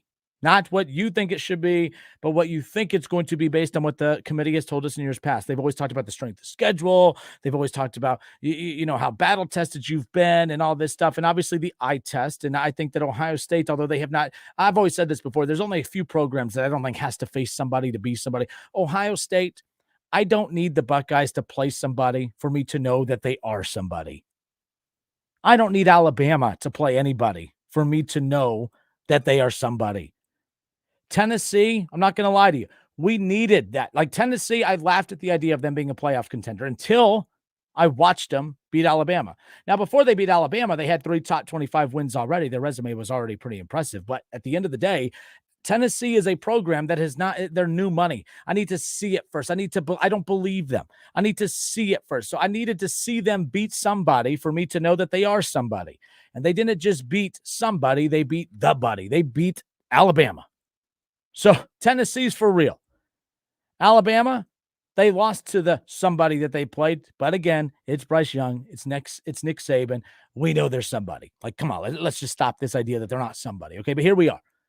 Georgia, defending national champions. They're top recruiting class every single year. They like what Kirby Smart's done there has been fantastic. I don't need Georgia to beat somebody to know that they're a somebody, but that's where we're at. Michigan. The reason I'm not doing the Buckeye hater thing here, the reason I don't trust Michigan, the reason I need to see Michigan play somebody so I can know that they are somebody is because their recruiting doesn't match the level of the teams that we give the benefit of the doubt to. You know, when Alabama loses a game, we still head into the very next week knowing that Alabama is still probably the best head-to-toe team in the country, right? With deficiencies and all. They got Nick Saban. They're Alabama. That's all you need to know. Michigan can lose. Penn State loses, and we don't just think they're, you know, a one-loss team. We think they're horrible now. Penn State's just garbage, right? Because they don't have the recruits that match the level of Ohio State, Alabama, and even Georgia. That's why Tennessee, even when they, beat somebody, the reason some are hesitant to put them all the way up at the top is because they look at the recruiting and they say, well, you have good players, but you don't have an elite roster like that of a Tennessee or like that of an Alabama and Ohio State and a Georgia.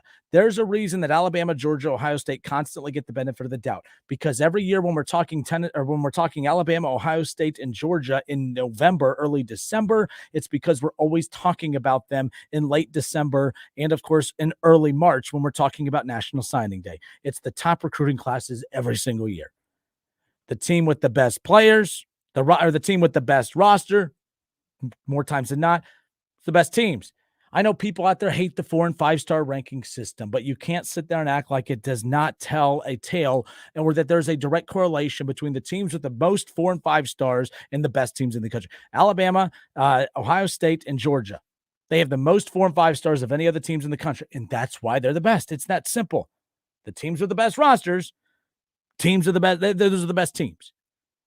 I find that's why when Tennessee upsets in Alabama, when those things happen, it's impressive. When Michigan in today's era upsets Ohio State, it's impressive.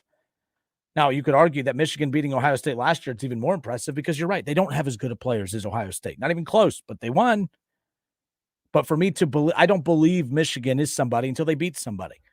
Now, they beat Penn State. They have a better win than Ohio State, but yet Ohio State is consistently ranked ahead of them in every poll out there. Why is that? Because Ohio State has better players. It's that simple. 518-1410, Russell live on Facebook. Let's see. Let's go to the comment section. I have not checked this yet, but I am curious people's opinion on this more. Brandon Kelty says, I hate Michigan more. That, look, at the end of the day, it's one of those days. So, Brandon, are you saying that that you would rather see 3 SEC teams in the college football playoff than to have Ohio State and Michigan in the college football playoff? When I say 3 SEC teams, that means Ohio State's representing the Big Ten. So it's like you have to pick which scenario are you pushing for. Pushing for 3 SEC teams in Ohio State means Ohio State's not getting in. So that makes you happy, right? Or pushing for Michigan to get in because you would rather the Big Ten get 2 teams in than the SEC getting 3. That's basically what we're asking ourselves here. So he's saying, Brandon says, absolutely. All right, that's fair. I mean, I'm not saying you're right or wrong. I'm just kind of curious people's mindset on this because I'm just noticing how conflicted people are when it comes to, of course, trying to navigate through this. Man, I want Michigan to lose so that there's just Ohio State out of the Big Ten. Well, if it's just Ohio State out of the Big Ten, that means you have Alabama, Tennessee, and Georgia out of the SEC because there is no ACC, there is no Big 12, and there's no Pac-12. And there's no Cincinnati out of the American Conference trying to benefit from everyone else losing around them. So that's kind of where we're at right now. So we're live on Facebook for those watching. I know this is labeled Kinner's College Football Playoff Poll, but a week from tonight, the very first College Football Playoff Poll will come out. All right, the very first College Football Playoff Poll will come out. So when that comes out, based on what we have learned from the committee in years past, although a slightly different committee now, we know strength of schedule matters. We know the impressive wins matter. Okay, we know all that. And we know that the eye test matters. Beating teams, but you can't just win. You have to win big. You have to win bigly. Okay, you have to win. So if the poll came out tonight, here's how I think it would look. I think Tennessee would be number 1. Tennessee has 4 top 25 wins, and they have the biggest win of the season with their win over Alabama. I believe Tennessee would be the number 1 team in the country tonight if the College Football Playoff Poll came out tonight. It's going to be interesting, though, because Ohio State's going to have that matchup with Penn State coming up this Saturday. So a week from tonight, Ohio State would have had another matchup or had the matchup with Penn State. So maybe that's going to be enough to give them some love at 1. I do think that, again, Ohio State, I don't need to see them play somebody to know that there's somebody, but I also can't punish the other teams who have proven there's somebody by playing somebody. That's why I believe Tennessee's number 1. I believe Georgia's going to be number 2. Georgia will be undefeated, still undefeated, but Georgia's undefeated. Okay, they didn't just beat Oregon out of the Pac-12. They just destroyed Oregon in week 1. They have an impressive win. They're undefeated. They're knocking off teams in the SEC as well, and I think Georgia would come in at number 2. And then that's where I bring in Ohio State at 3. I think that if Ohio State would have just 1 top 25 win, 1, if that defense of Iowa, which is beyond impressive, if that just had even a high school level offense, that Iowa team's a top 25 team, and Ohio State would have a top 25 win, and I think that would be enough just to move them past Georgia at number 2. But they're at number 3. I think the only thing holding them back is the fact that they haven't played anybody. That's not me hating on Ohio State or anything like that. I just think that, hey, you can't punish them for their schedule. You can. And I don't look at it as punishing Ohio State for their schedule. I look at it as rewarding Tennessee and Georgia for playing a tougher schedule. And sometimes you can't help your schedule, but it doesn't mean that you're immune to being penalized or at least held accountable for it, bottom line. So I would have Tennessee 1. I would have Georgia 2, Ohio State at 3, and then, of course, I would have Michigan at 4. Now, I so badly wanted to put Alabama at number 4. Not to stir the Michigan pot or anything like that, but got to give Michigan credit. They're lucky that they played a top 10 Penn State team when they did. Do I believe Penn State's a top 10 team? No, they're not a top 10 team right now. But when they played them, they were. So I guess I can give that to Michigan, although I'm not giving it to Ohio State for Notre Dame because I believe that Penn State's still significantly better than Notre Dame, and I don't really think Notre Dame or Penn State's that good. But you see my point. Michigan coming in at 4. Michigan has a bad schedule, but they bludgeon everybody. They roll over everybody. They are not making me sit back and wonder, okay, are they really good or is their schedule just bad? I think Indiana was the game that annoyed me the most because, hey, you were up by 7 late in the fourth quarter or heading into the fourth quarter. I thought that was kind of weak. We would hold that against Ohio State or Alabama, Georgia, Tennessee, and others, but it is what it is. They rolled their opponents. That's what they're supposed to do. I have Alabama at 5 and Clemson at 6. I think Clemson, it really was a coin flip at 6 of Clemson or TCU. I think Clemson's the better team between them and TCU. I trust Dabo Swinney more. All right.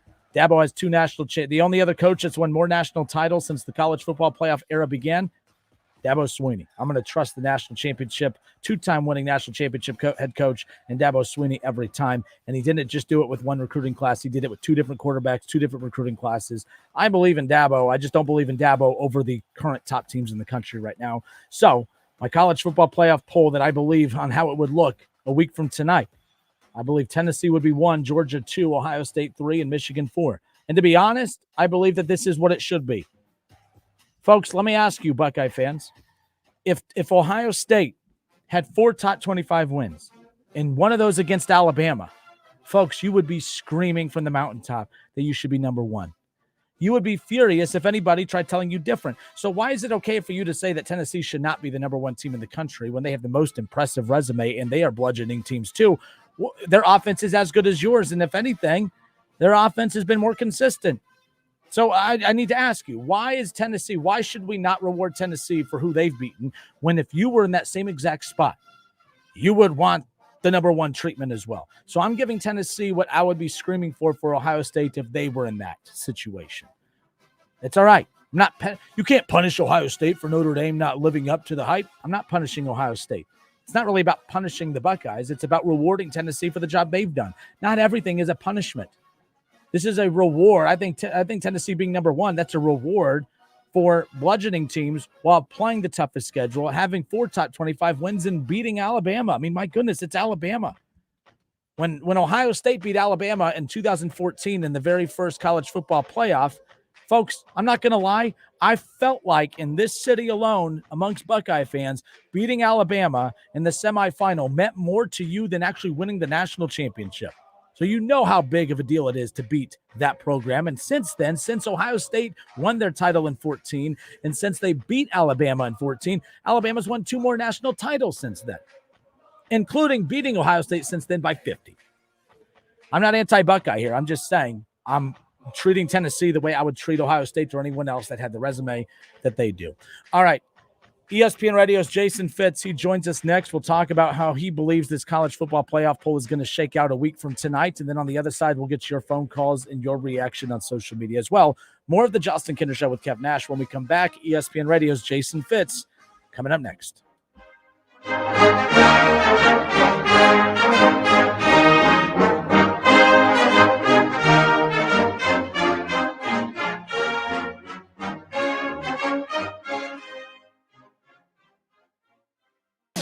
Justin Kinner Show with Kev Nash. Presented by Brad Mays with Home Experts Realty. Weekdays at 3 p.m. on 1410 ESPN Radio. ESPN 1410 Wing AM weather.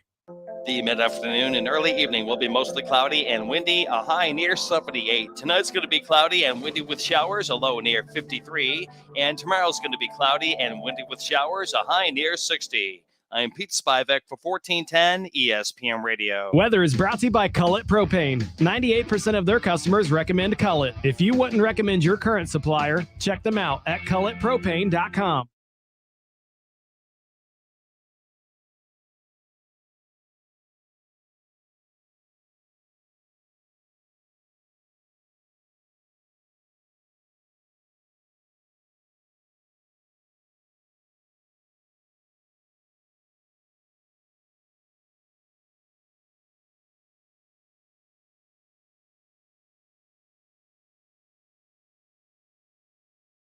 Brought to you by Bristol-Myers Squibb and Pfizer.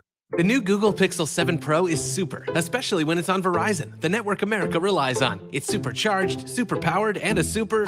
deal. You know it. Now, switch to Verizon and get the Google Pixel 7 Pro on us with select trade-ins and select 5G unlimited plans. That really is super. Yep. There's never been a better time to switch to Verizon. $899.99 device payment purchase with new smartphone line on select 5G unlimited plans required. $200 Verizon e-gift card with ported. Less $700 trade-in/promo credit applied over 36 months. 0% APR. Trade-in conditions and additional terms apply. My dad has a cold, but also has high blood pressure. That's why I got him Vicks NyQuil High Blood Pressure for fast, powerful nighttime relief. Unlike some ordinary cold medicines, it's specially formulated for people like my dad. NyQuil High Blood Pressure is sugar-free, alcohol-free, and decongestant-free. Vicks NyQuil High Blood Pressure. The nighttime sniffling, sneezing, coughing, aching, fever, sore throat, cold, and flu for people with high blood pressure. Like my dad. Medicine. Use as directed. Did you know that feeling sluggish or weighed down could be signs that your digestive system isn't working at its best? But taking Metamucil every day can help. Metamucil supports your daily digestive health using a special plant-based fiber called psyllium. Psyllium works by forming a gel in your digestive system to trap and remove the waste that weighs you down. Metamucil's gelling action also helps to promote heart health and slows down sugar absorption to promote healthy blood sugar levels. Start feeling lighter and more energetic by taking Metamucil every day. Do you enjoy sports betting and fantasy sports? If so, it's important to know that gambling's not a way to pay bills or earn income. Learn how to set limits and recognize the warning signs for problem gambling by visiting beforeyoubet.org. You can also assess your risk by taking the responsible gambling quiz. Beforeyoubet.org provides free resources to help keep gambling safe and fun for Ohioans. Be a fan with a plan this season and go to beforeyoubet.org to learn more. Hey, Buckeye fans, as the official wing sponsor of your Ohio State Buckeyes, Roosters is giving away 12 trips for two to this year's Buckeye Bowl game. Each trip comes complete with airfare, hotel, gift bag, and 2 tickets to the big game. One bowl prize winner chosen each week, along with other cool Roosters weekly prizes. So register every week at roosterswings.com. Roosters, a fun, casual joint, and the official wing sponsor of Ohio State Athletics. Official contest rules at roosterswings.com. At Harley-Davidson of Xenia, the atmosphere is positively electric as we look to the future. Our name may have changed, but Harley-Davidson of Xenia has been locally owned since 1984. Under our new management, the staff in store are buzzing to get you set up for the open road. Whether you're shopping for merchandise, a new bike, or just need some maintenance on your current ride, Harley-Davidson of Xenia is here for you. Visit us online to learn more and to place a reservation on your new bike. hdofxenia.com. Hi, I'm Sales Manager Jason High at Germain Honda Beaver Creek, proud recipient of the prestigious President's Award. We are your local Honda dealer, and we invite you to see our newly renovated state-of-the-art facility. You'll be amazed at our selection, and remember, all new Hondas come with a lifetime powertrain warranty. Visit us at Route 35, just east of 675, conveniently located near Wright-Patterson Air Force Base. Germain Honda Beaver Creek, the right car, the right price, the right way. I'll see you soon. Did you know that 3 Ohioans are diagnosed with oral cancer every day? Dentists are doctors of dental surgery and can recognize life-threatening conditions and treat oral diseases before they become serious health complications. Ohio Dental Association member dentists are located throughout the state and are dedicated to providing the highest quality dental care. Ask if your dentist is a member of the Ohio Dental Association and American Dental Association, so you know you're being treated by the best. To find an ODA dentist in your area, visit associationsadvanceohio.com. I'm Tamron Hall. Why give your family just ordinary eggs when they can enjoy the best? Eggland's Best. The only eggs with more fresh and delicious taste, plus superior nutrition compared to ordinary eggs. With 6 times more vitamin D, 10 times more vitamin E, 25% less saturated fat, and 38% more lutein. Because the way we care is anything but ordinary. Only Eggland's Best. Better taste, better nutrition, better eggs. My heart was racing just making spaghetti. I could have waited to tell my doctor, but I didn't wait. I was short of breath just reading a book. I could have delayed telling my doctor, but I didn't wait. They told their doctors and found out they have atrial fibrillation, a condition which makes it about 5 times more likely to have a stroke. If you have one or more of these symptoms, irregular heartbeat, heart racing, chest pain, shortness of breath, fatigue, or lightheadedness, this is no time to wait. Contact your doctor. Brought to you by Bristol-Myers Squibb and Pfizer. Staples stores are a new world of possible with innovative tools for small business and remote workers and learners. Explore more at your local Staples store or staplesconnect.com. It's the Justin Kinner Show with Kev Nash. Right here on 1410 ESPN Radio.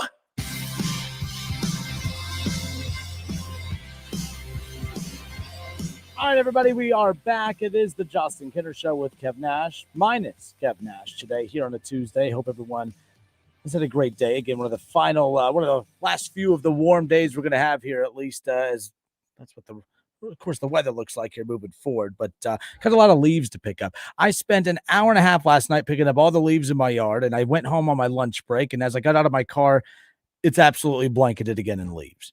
And my wife's arguing with me saying, see, this is why I told you not to rake up the leaves because, well, they're just going to keep they're just going to keep falling and piling up. And I said, well, okay, well, if that's the case, then don't ask me to help with dishes. Don't ask me to help with laundry because I'm going to approach it with the same mindset then. She didn't like that too much. Ironically enough, she hasn't texted me back, but nonetheless. All right. It's the Justin Kinner Show with Kev Nash here on 1410 ESPN Radio. We are a week away from the very first college football playoff poll to come out. And before we bring on our next guest, I want to reset this by saying from earlier, I keep getting a lot of people messaging me saying, who cares about the first poll? The first poll means absolutely nothing. And I always tell people that I disagree with that wholeheartedly. Yes, we know that the only poll that technically matters is the final poll because the final poll indicates that that's who's actually in the college football playoff.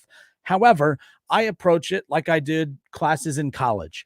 I looked forward to that very first test for the professor that I'm not very familiar with, because a lot of times you think you understand the content that you are learning, but it just depends on what the professor is looking for in a lot of these quizzes and a lot of these tests. So you do this test and you think that you're doing it correctly and you think you know, but now this professor is very nitpicky on certain things, and she starts docking you letter grades because you're not, following the right protocol, correct? That's kind of how I approach the very first college football playoff poll. Are you going to pass or fail on the very first college football playoff poll? Absolutely not. But you are going to learn a lot about the committee and what exactly they're looking for. What are they going to dock you a couple letter grades on a couple nitpicky things here and there? I think the first poll is very important because I think that they tell you exactly what the point of emphasis is going to be on some of the bigger talking points. Joining us now, ESPN Radio's Jason Fitz. Jason, do you like my college class analogy as far as how to approach the very first college football playoff poll? Yeah, you're 1,000% right on what we look for, because every time you have a committee, you've got to find out what that committee values. And so if we're talking about what the committee values, the first poll is the statement towards that. How do they view certain wins? How do they view certain losses? What do they view in competition? I think that's all important portions of what we get out of the first one. So I think there's a lot to take away from look, the games will take care of themselves, but the committee won't change. So the question is, what does this committee value? That's going to be the big thing. And I think the big one that they really don't really shy away from is the fact that, wins matter, not wins matter, but like the impressive wins matter. And I don't know where I would love to know if we could rewind to last week, we didn't touch base last week, but your reaction to that Tennessee-Alabama game, the game of the year thus far. I believe that that is the biggest domino so far to fall heading into this very first poll, because I think that as a Buckeye fan and knowing how Buckeye fans operate, Jason, if Ohio State had a resume like Tennessee's with 4 top 25 wins, including a win over Alabama, Ohio State would not let anyone in the entire world try to convince them that they are not the number one team in the country. However, they are trying to convince everyone in the country that Tennessee is not going to be the number one team in the country come a week from now. How do you evaluate who Tennessee is at this point, who I think has been the most impressive and honestly the most fun storyline thus far at the 7-week point of the season, 8-week points this season? One of the things that always interests me is strength of resume, not strength of schedule, but strength of resume, which is one of the things that, the metrics always try and calculate every week for ESPN. Strength of resume does a much better job of predicting the committee than any other metric that we have. And so when you start to look at strength of resume, Tennessee's number one.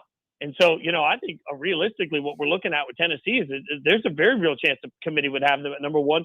And why not? Have they not deserved that right now? They have game control metric. They're number 2 and Ohio State's number 1. So you can argue that Ohio State's had better game control, but nobody's faced a tougher resume so far to get to where they are. And Tennessee sits at undefeated. So, I think that there's a very real shot Tennessee would be number 1, Ohio State would be number 2, and Georgia would fall all the way to number 3 in this first playoff ranking. That wouldn't surprise me at all. Question is, what does the committee think of Clemson? Because I don't think Clemson's looked all that great. So, for a team that we're used to seeing as part of this conversation every single time, I don't think it's a clear-cut path for Clemson unless they start to look substantially better.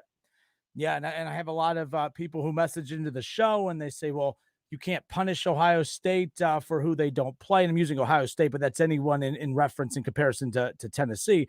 And I always say, look, it's not about punishing Ohio State or punishing Georgia or punishing Michigan for who they don't play. It's about rewarding Tennessee for who they have played and who they have beaten.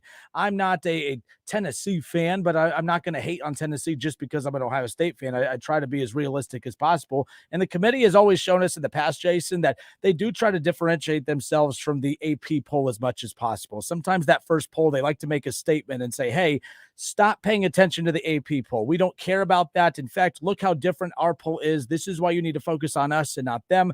And I think the biggest statement that they can make a week from tonight is, Jason, Tennessee sitting in that number one spot. I have a hard time believing that they won't be, but we'll see what happens. Yeah, and this is where I tell everybody the constant debate is it the four best or the four most deserving? And I think it's the four best of the four most deserving, which is a small tweak, but like realistically, if you want to start putting all of this together, strength of schedule, I pulled up the numbers here. Ohio State's 81st strength of schedule, Tennessee's 16th, right? So, if you are looking strictly at the numbers, the analytics, it's pretty easy to make a case for Tennessee. If you're simply watching the football games, what else do you need to see from Tennessee other than a huge win against Alabama? Now, will this right itself? I mean, ultimately, by the end of the year, Tennessee still got to go through Kentucky, who's a good football team. I think that's a winnable game for them, but then they got to win in Georgia too. Like they got to take on Georgia. That's not going to be an easy football game for them.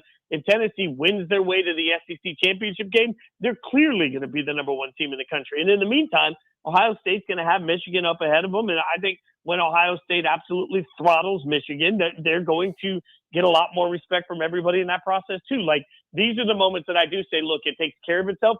But ultimately, I want in the classical music world, when you take an orchestra audition, you stand behind a curtain and nobody knows who you are, what your gender is, how old you are, what you look like. They don't know any of that. They just listen to you play, and from that, they make a decision. I love that altruistic world in college football where a committee isn't worried about the logo on the chest. They're simply worried about, I watch football, I know football, and I know what I see. And what I've seen so far from Tennessee, I don't know what else you could ask from anybody. We have ESPN Radio's Jason Fitz hanging out with us here on the Justin Kinner Show with Kev Nash right here on 1410 ESPN Radio. It is interesting, too, because you got the big games coming up, Tennessee and Georgia. Ohio State has Penn State this coming up weekend. You talked about that Tennessee-Kentucky game down the road as well. I mean, there's still a lot of games that have to play out. And my least favorite people in the world are, well, talk to me when this happened. Well, okay, we're talking about right now. And based on right now and prognosticating on what things could, how they could pan out right now based on what we know, that's what makes this so fascinating at this point. Now, I know Shaw, the Michigan fan here on the show, is going to be very upset with you because you said Ohio State throttled Michigan. Michigan did not sway you at all with the way they took care of Penn State. No, I don't think Penn State's all that good. Michigan did something really special in the way they ran the football, and I think that was an absolute butt kicking. I take nothing away from them. And Michigan, I think I've said to you before, we spent all summer worrying about their quarterback when it doesn't really matter who their quarterback is when you're handing off to Blake Corum. So I think Michigan is a very good offense. I don't think Michigan's anywhere near the explosiveness of Ohio State. And Ohio State can score on anybody from anywhere. Ohio State can have a bad game where they're not themselves. Ohio State can do all of this with Jackson Smith and Jigba sitting on the sideline for the majority of the season, and they can still go out and in 5 or 6 plays, all of a sudden you're down by 5 or 6 touchdowns. That's just a level of explosiveness. If I was ranking right now Michigan versus Clemson, I would put Michigan ahead of Clemson. I think Michigan has shown everything they need. I don't think Michigan is in that same class. If I had to bet my house on right now on a neutral field football game between Tennessee, Ohio State, Georgia, or Michigan, I would take all 3 of those teams to beat Michigan clearly. So the question then becomes, is Michigan the 4th best team in the country? And that's a real conversation between Clemson, Bama, TCU, Oregon. And man, I don't think Michigan's better than any of those teams that I just mentioned. I don't think they're necessarily demonstrably worse, but I think, as we sit here and talk every year about playoff expansion, let's remember there are 3 really good football teams right now, and then there's a bunch of okay teams. The other undefeated team that is not getting a lot of attention, and it just shows that I don't know how much faith people have in them being a true contender when it's all said and done, but TCU, they're undefeated as we currently sit here right now. And, of course, they have West Virginia. That's not really a big matchup this coming up weekend, but it's another opportunity for TCU to go out there and beat up on an opponent and remain undefeated, improve to 8-0 as the number 7 team in the country right now as the final showing before the first poll comes out.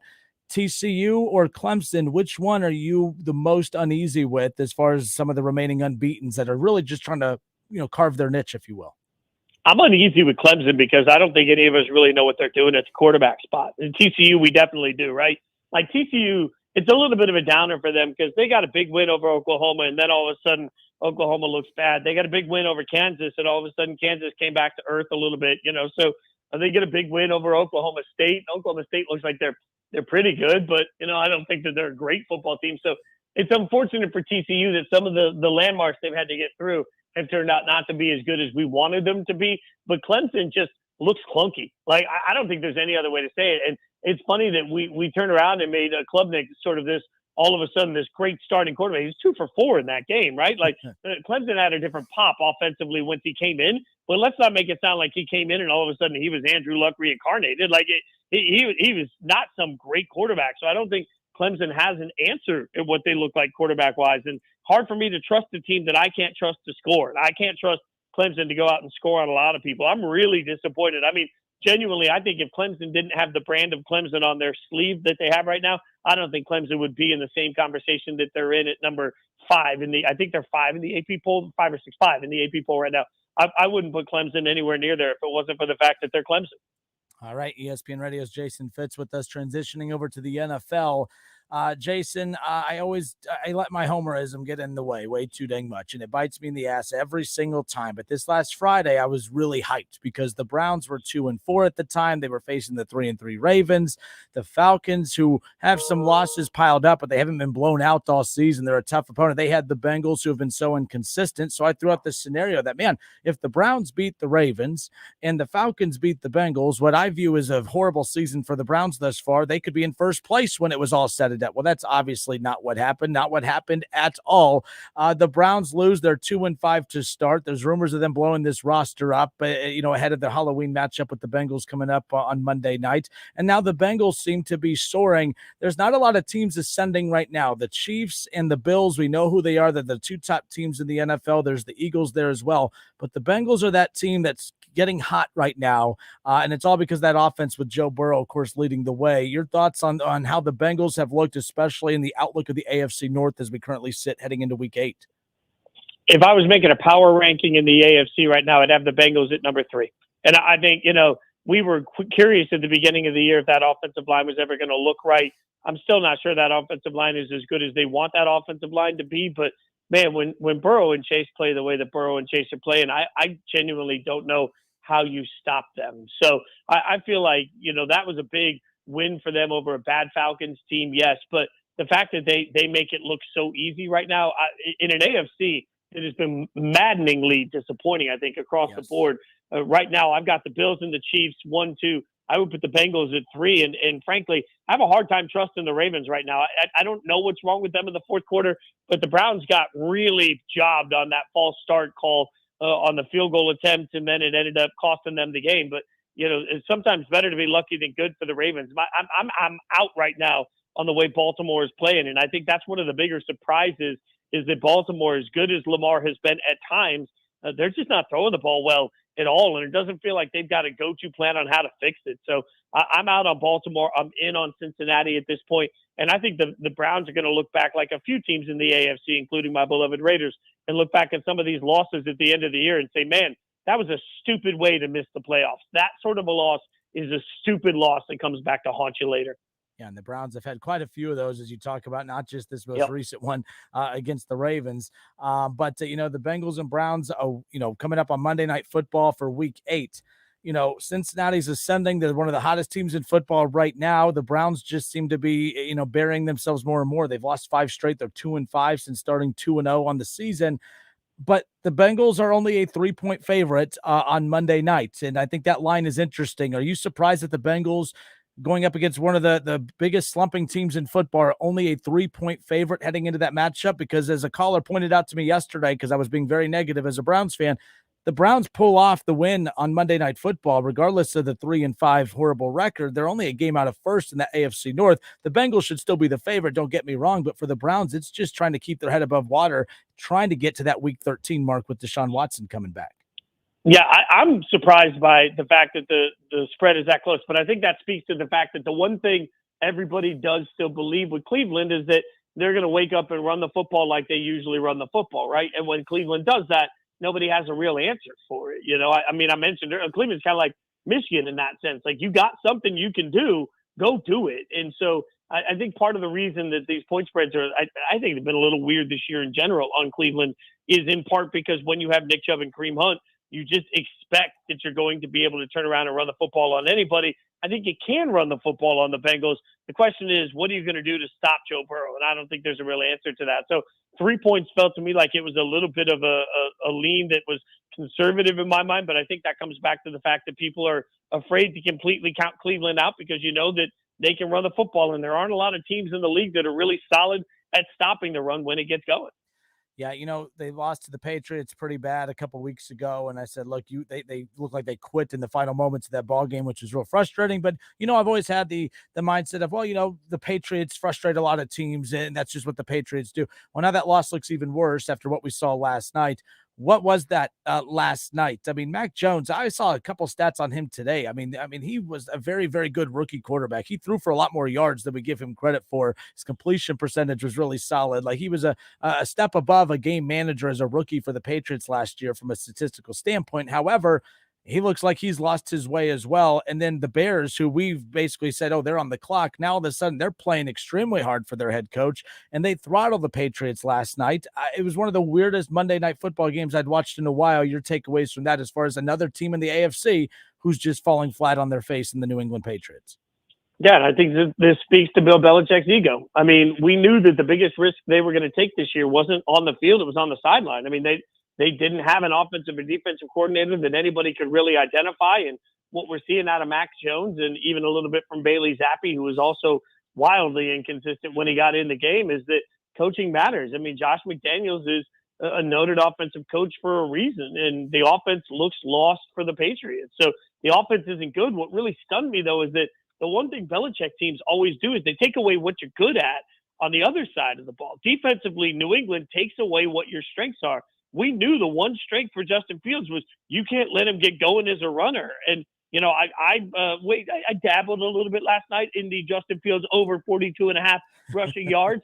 And the funny thing is, as I placed that bet, I sat there and I thought, man, anybody other than Belichick, and I feel confident, but I'll place it. And then, man, I was right in the first half. Like, it was stunning to me that Belichick didn't have a plan for Justin Fields' legs. And that is not what we're used to seeing. So it feels like, I can't believe I'm saying this out loud, but the Patriots feel poorly coached. They feel poorly game planned. And when they look that way, you got to look at it and say, okay, we know it's not Bill.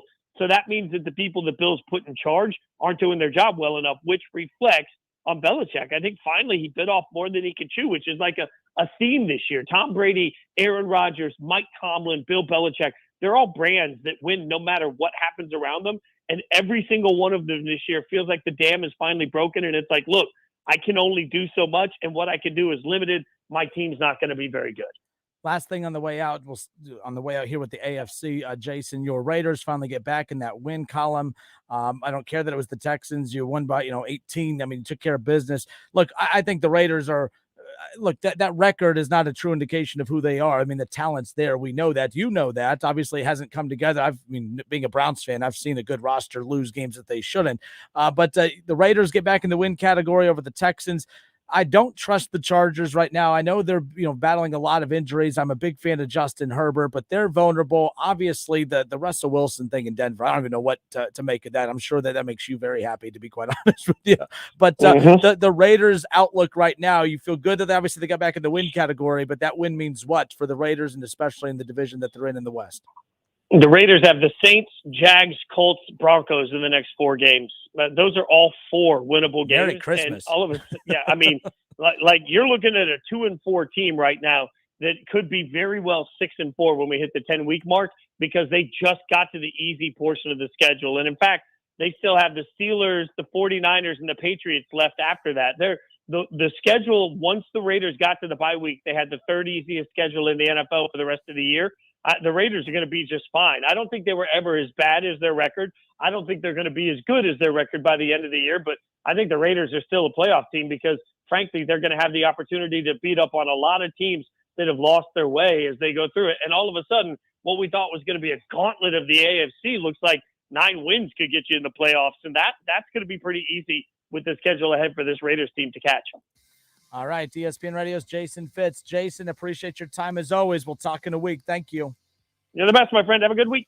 All right, ESPN Radio's Jason Fitz. Good stuff there. College football, NFL. We'll recap everything him and I just discussed and get your takeaway. 518-1410. That's the number to call and jump in on the conversation. More of the Justin Kinner Show with Kev Nash when we come back.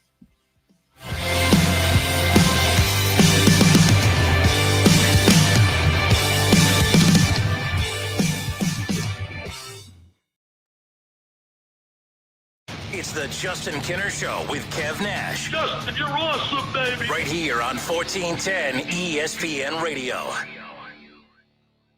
Make sure your home's heating and cooling system is in shape for the season with the experts and community trusted service that you can rely on from William Brockman & Sons Heating and Air Conditioning. We're offering exclusive savings opportunities on the new Lennox system. Call William Brockman & Sons Heating and Air Conditioning at 937-222-8638 today or visit us online at DaytonHeatingandCooling.com. Conditions apply. See dealer for details. Ohio license number 14911.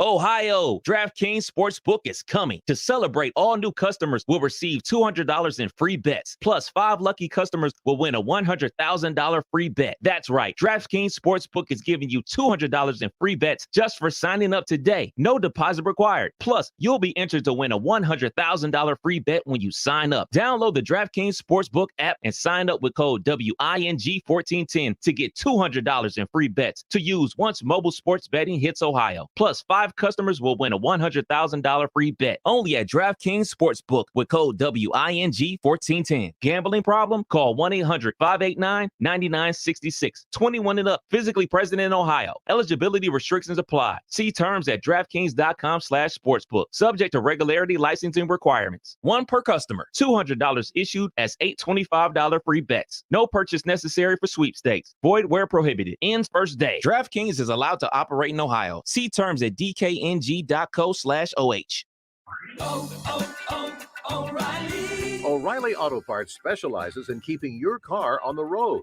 Not sure how much life is left in your battery? Our professional parts people will test it for free. If it does need to be replaced, we'll help you find just the right one to fit your car. Our Superstar batteries are built to handle even the toughest conditions. Visit O'Reilly Auto Parts today. O'Reilly.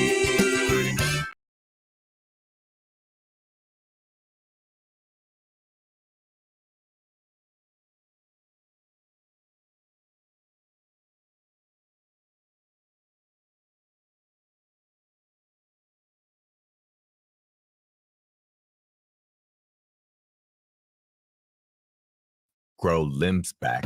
Switch to Boost and get an unlimited plan for $25 a month. Boost Mobile. Unleash your power. New customers only. One line, $25 per month with autopay. Additional restrictions apply. See boostmobile.com for details. Are you ready for a mealtime favorite made famous? Then stop by Lee's Famous Recipe Chicken and order up a chicken pot pie combo for only $6.49. You'll get chunks of savory premium chicken, carrots, peas, and potatoes in a creamy sauce, all baked in a flaky pastry crust and served with a regular drink. This is comfort food at its finest. Get the meal that's oven fresh and wallet friendly with the chicken pot pie combo. Only at Lee's. Famous for chicken. Cordell Transportation is now hiring Class A CDL drivers. Excellent pay, benefits, and a $5,000 sign-on bonus. Apply today. Online at CordellTransportation.com. Driven to succeed. Get 11% off everything at Menards and update the lighting in your home today. Explore our lighting showroom and find your style with Patriot Lighting. With direct wire or plug-in options, adjustable color temperature, and 2 brightness settings, under cabinet lights are the perfect way to make any kitchen shine. Get 11% off all Patriot Lighting products now at Menards. Good through October 30th. Savings are a mail-in rebate. Some exclusions apply. See store for details. Save big money at Menards. Can I get the sales projections for the Springfield, Bristol, and Fairview stores? Val's Froyo Palace is dishing out 3 more locations. Jody, have you lined up interviews? They need 3 new store managers before they have a meltdown. And remember, they need at least 5 years experience. Indeed can help them hire great people fast. I need Indeed. Indeed you do. We instantly connect you with quality candidates whose resumes on Indeed match your job description.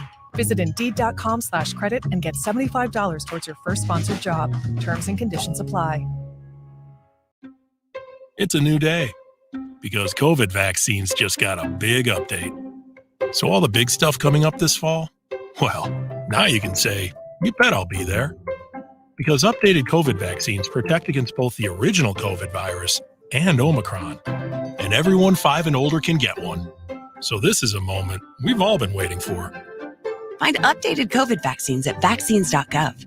We can do this. Paid for by the U.S. Department of Health and Human Services. Listen to this station anytime, anywhere on Odyssey. Odyssey is your new audio home for all the music, news, sports, and podcasts that matter to you. Odyssey. That's AUDACY. Yo, Pablo Torre here.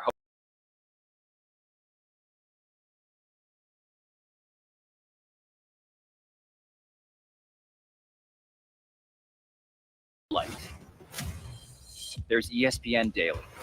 Go deeper into the stories of the moment. Get the exclusive access and insider perspective that only ESPN can give you. ESPN Daily, hosted by me, Pablo Torre. Listen and subscribe wherever you get your podcasts. Get in zone, AutoZone. Welcome to AutoZone. What are you working on today? Thinking about gas mileage.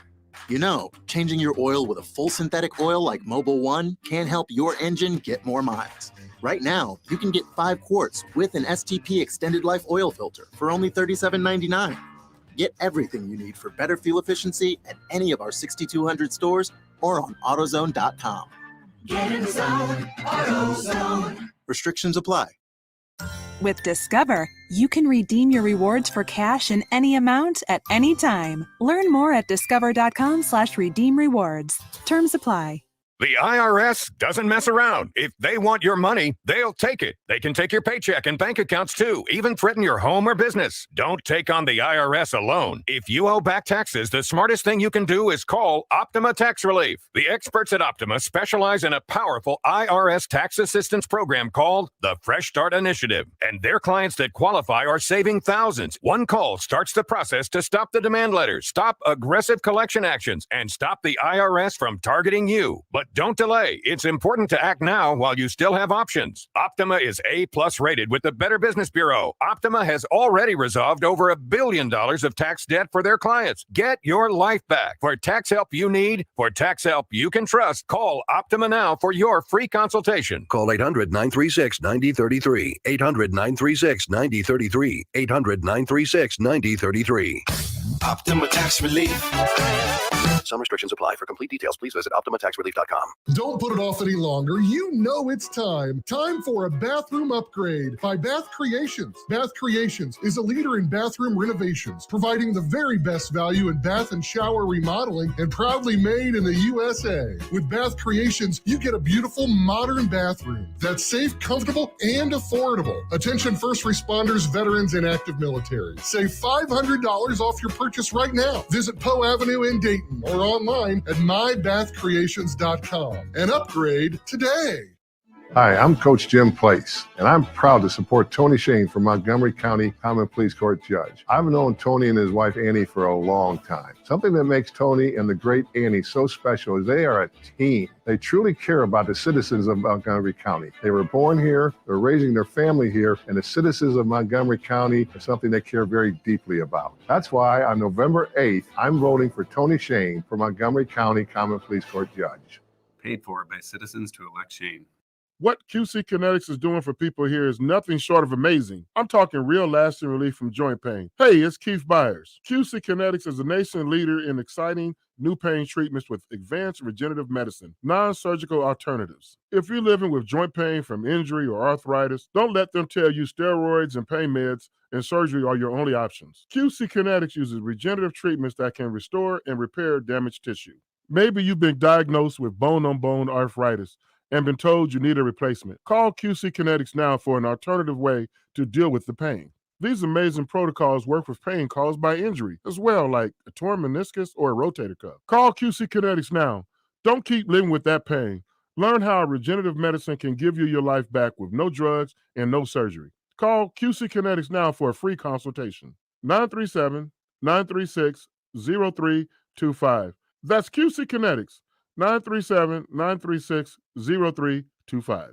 Wendy's $5 Biggie Bag is a deal worth celebrating. Your choice of a double stacked junior bacon cheeseburger or crispy chicken BLT plus 4-piece nugs, small fries, and a small drink, all for $5. U.S. price and participation may vary.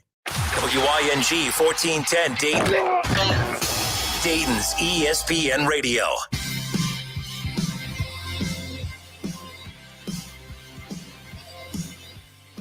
Big thank you to ESPN Radio's Jason Fitz for taking the time and hanging out with us here today. It is the Justin Kinner Show with Kev Nash. Mine is Kev Nash here on 1410 ESPN Radio. So we were talking with Jason Fitz, of course, all things NFL, all things college football. He believes that right now, the Cincinnati Bengals, when you look at the power rankings in the AFC, you look at the Bills and the Chiefs, and he has the Bengals as the third best AFC team right now. And the reason, as much as it pains me that I would have to kind of agree with him as far as the way that the Bengals are trending, is I have the same view of the NFL as I do college football. As the NFL has moved more into the offensive minded era right now. Like it's all about the quarterback. It's all about the weapons. This is why you're seeing teams like the Packers and teams like the Patriots basically just be passed and left behind. Is because I hate when people say defense wins championship. Defense, yes, by the way, defense is very important. I'm not saying it's not important, but I don't think it is as important when you look at a roster for an NFL team and even college right now. I don't think it is I do not think that it is as much of a priority as what it used to be, because it used to be, yes, defense wins championships. There is a reason that Ohio State has never been known as a QBU type of program, right? There is a reason that Alabama has never been viewed as a QBU university as well, right? Alabama was always known for having these hard-nosed, hard smash-mouth defense with some average quarterback that makes the right plays that doesn't lose you football games. The A.J. McCarrons of the world, right? The Ohio State, the Krenzels of the world. The J.T. Barretts of the world. Like J.T. Barrett would have been viewed and by the way, still is a Buckeye legend. Don't get me wrong. I don't dislike J.T. Barrett as much as many people like to think I do, but J.T. Barrett always in my eyes is he was the quarterback in that transition period from what Ohio State and college football used to be into what it is now. J.T. Barrett was the last of the QB that, you got to think about Tressel at the time. It was all about the QBs that like the Zwicks of the world. The guys just don't get in the way. Make the right play. Don't turn the ball over. We're going to run the hell out of the football, and we're going to let the defense do all the talking for us, right? Like that's what Ohio State has been for the longest time. That's what Alabama was for the longest time. And now we've transitioned into, if you don't have an elite quarterback, you're not winning anything. You might be able to sneak into the playoff, but you're not winning anything. Every once in a while, a defense is going to stifle one of these high-powered offensive teams. But you could be an elite defense, and know what? Now you're Iowa. Michigan is Iowa with a better offense, but they're not Ohio State, and they're not Alabama, and they're not Tennessee. I'm giving Michigan a little more love than what I did maybe even a month ago, because I do think they're a really, really good football team. But I also think Michigan, with Harbaugh, they're too old school with their approach of, defense wins championships. Yes, defense won championships, and you need a defense to be in a position to have a chance to get to the playoff. But look at the pattern of the teams that make the college football playoff. All elite quarterbacks. The Deshaun Watsons of the world, the Trevor Lawrences of the world, the Tua Tagovailoas of the world, the Joe Burrows of the world, the Justin Fields of the world. Right? The Mac Jones of the world. Mac Jones may not be, elite in the NFL, but my God, did he have a great, final year with Alabama. If you don't have a Mac Jones, a Tua Tagovailoa, hell, even a Jalen Hurts for that case, Bryce Young, a CJ Stroud, folks, do you notice the three teams we're talking about more than anybody else? Alabama, even with one loss, because they have Bryce Young in that offense. Ohio State, even with deficiencies with that defense and all, although improved from last year, CJ Stroud is why Ohio State's elite. Right? Clemson, we're not even 1,000,000% sure on them. The only reason we're willing to entertain it is because we think there's some kind of semblance of DJ Uiagalelei that was there from when we first saw him debut against Notre Dame back in 2020. But we know that he's probably not, but there's something there. There's a reason that Dabo Swinney, whenever they had Kelly Bryant the year after Deshaun Watson, Kelly Bryant was good enough to get Clemson to the college football playoff. But the whole reason that Dabo Swinney said, okay, thank you, Kelly Bryant. Yes, you could get us there, but you're not going to take us where we want to go. That's why he made the change. You have to have an elite quarterback to win. You couldn't win games and like Michigan does. They win games, but you need an elite quarterback. The only team that is testing that theory right now is Georgia. I've always said this. It's not a shot at Michigan, but Georgia is a significantly better Michigan. They have a little bit of an old school mentality. You know, they're trying to open up the offense a little bit, but I mean, their QBs aren't anything special. Like McNamara and the guys that Michigan has now, those guys would have been fantastic in the 2000s, but not in today's era of college football. If you don't have an elite quarterback, you're not winning a championship.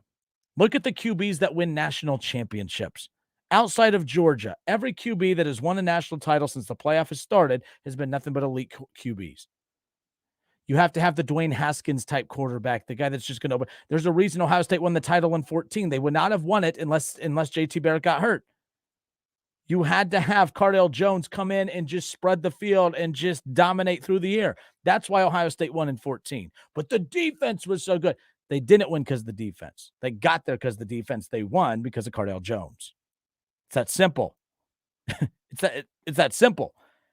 And what I mean by that is it doesn't matter. I'm not saying you don't have to have a good defense at all. You have to have somewhat of a defense. That's why I think Ohio State's still dangerous. I don't think their defense is elite, but they have a defense. It's not like, but they were horrible last year.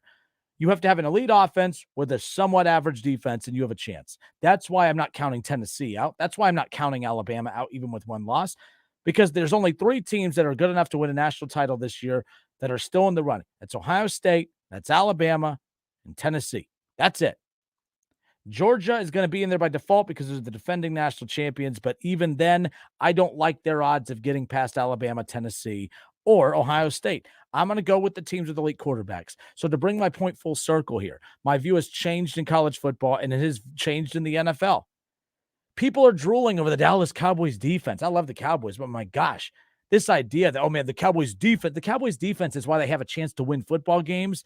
But the Dallas Cowboys quarterback, or lack thereof, is why they will not win a Super Bowl. Like, that's fine. You win games. That's great. Michigan, win games. Brag about your smash mouth, tough defense, all that. Okay, you do that. You juggle 2 QBs, and C.J. Stroud will go on and compete for a national championship. Thank you for coming along. Same thing with Georgia. Same thing with everyone else. Iowa, fantastic. Defense wins championships. Iowa's 3-4, and they have probably the best defense in the country.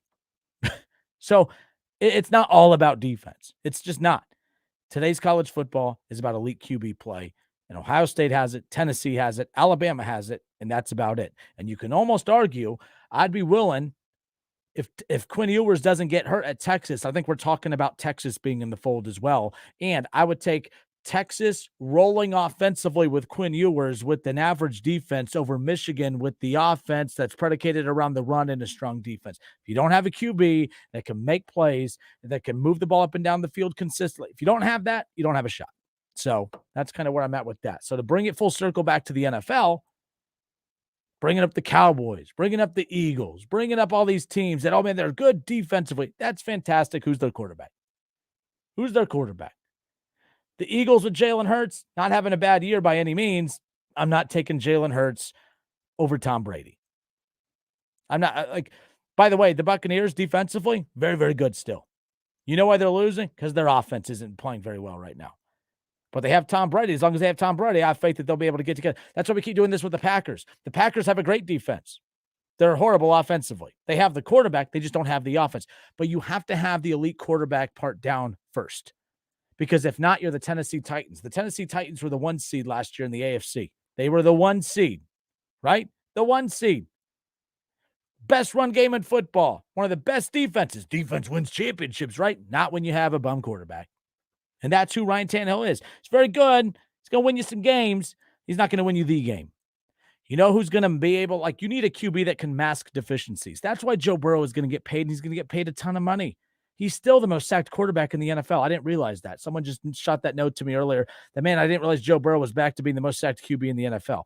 I haven't confirmed that. But even if he's not, let's just say he's in the top 5, like I know he's been pretty much all season, I'm not mad at him for that. He's getting sacked a lot. He's able to, we talk about QBs who get sacked all the time. They can't win because of it. Joe Burrow wins because he's good enough to overcome deficiencies. And I can't stand the Cincinnati Bengals, but I know this. The Bengals have the perfect setup. They have an elite offense. They have an elite quarterback, and they have an average defense that's actually playing above average, and that's why the Cincinnati Bengals should be the number 3 team in the AFC. And I'll even go as far as to say that the reason I get so annoyed with the Bengals and the fans is because this team should have been playing like this from the very beginning. I don't want to be told, I don't care about being eased into the season. No. Expectations are the Bills didn't ease into the season. The Chiefs didn't ease into the season, but they're here. The Bengals are here, and that's all that matters. The bottom line is the Bengals have a shot because they have an elite quarterback. That's why the Browns, by the way, did everything in their power. Despite all of the national outcry and all of the negative attention that they're getting for the Deshaun Watson situation, they know that, well, we can give our money to Baker Mayfield and be a team that wins 8, 9, 10 games on a good season and call it a year and lose in the first round. Or go get that elite quarterback. As long as you have that elite quarterback, you have a shot. The Packers are not good this year, but you know why you still feel like they have a shot every week? It's because they have Aaron Rodgers.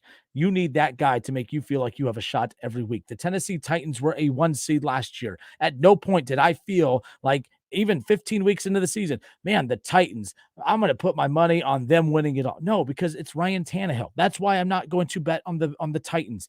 Jalen Hurts is very, very good. Not convinced yet. I'm not putting my money on the Eagles. The Cowboys defense is fantastic. Not good enough. Sorry, they don't have an elite quarterback. Brag about the defense is all you want. There's a reason that the Steelers, 7 wins, 8 wins, 9 wins, they don't have elite quarterback play. Boom, they're out. So while we brag about the weirdest thing, Mike Tomlin's never had a losing record in the NFL. I don't care about that. I care about a team with an elite quarterback. The Browns have an elite quarterback now. The Bengals have an elite quarterback. The Bills and the Chiefs have elite quarterbacks. So everyone, and I believe the Chargers have an elite quarterback as well. They don't have everything around him yet, but when they do, look out. They got to get healthy first. I'm a big Justin Herbert fan. But good for Joe Burrow and the Bengals. We were watching the film on him over the last couple of weeks really take off. Good for him. I'm not here to hate today. I'm pointing it out. But Joe Burrow is a prime example of why defense doesn't win championship. No. I'm not saying you shouldn't care about defense at all. But if you don't have a Joe Burrow, you don't have a chance at winning anything. I don't care how good your defense is. If you don't have a Patrick Mahomes, you don't have a shot at winning anything. I don't care how good your defense is. The Bills, I don't care. As long as you have Josh Allen, I don't care how good your defense is. Now, luckily for the Bills, they're the only team right now that has a top 10 offense and defense. That's pretty cool. So no, I don't care. So it's a college football and an NFL conversation all bunched into one right here. But I believe we have officially exited the defense wins championships. You need a good defense. You don't need an elite defense at the expense of your offense anymore. So the Steelers, there's a reason that the Steelers have been passed by. They're still living in that defense wins championships. That's why they put all of their money into the defense. And they're losing games because they don't have an offense. The Dallas Cowboys, they've drafted really, really well defensively. They draft really well for an organization that gets beat up as much as they do from, and it's because of Jerry Jones. They're a very good organization when it comes to drafting and developing talent. The problem is Jerry Jones was this big evil guy because he didn't want to put all his money into the running back and he didn't want to put his money into Dak Prescott. But he got called a bunch of names, including a name that, of course, irritates the heck out of me just because he didn't want to pay 2 individuals. And then he ends up paying them. And now look. Oh, they drafted really well. They're winning games because they drafted really well defensively. They're losing games because Dak is whack and Zeke is old. Zeke had a pretty good game this last week against the Lions. They're average. So I don't care. The Dallas Cowboys have been passed by because of the defense wins championships mentality, right? The Packers especially. Oh, well, you know what? We're not going to give Aaron Rodgers help, but we'll just focus on the defense and really hope that that's what wins this game. Stop it with that. Stop. They cost the Steelers. It cost the Steelers. It cost the Packers. It's cost the Patriots now. It's cost all these teams who are trying to, that old school defense win. Put your money in the offense. Put your money on the offensive side of the ball and just draft well defensively. Maybe I'm off on that. 518-1410. Have we exited the defense wins championships era? Now, keep in mind, I am not saying that you don't need a defense. I just don't think you need an elite defense.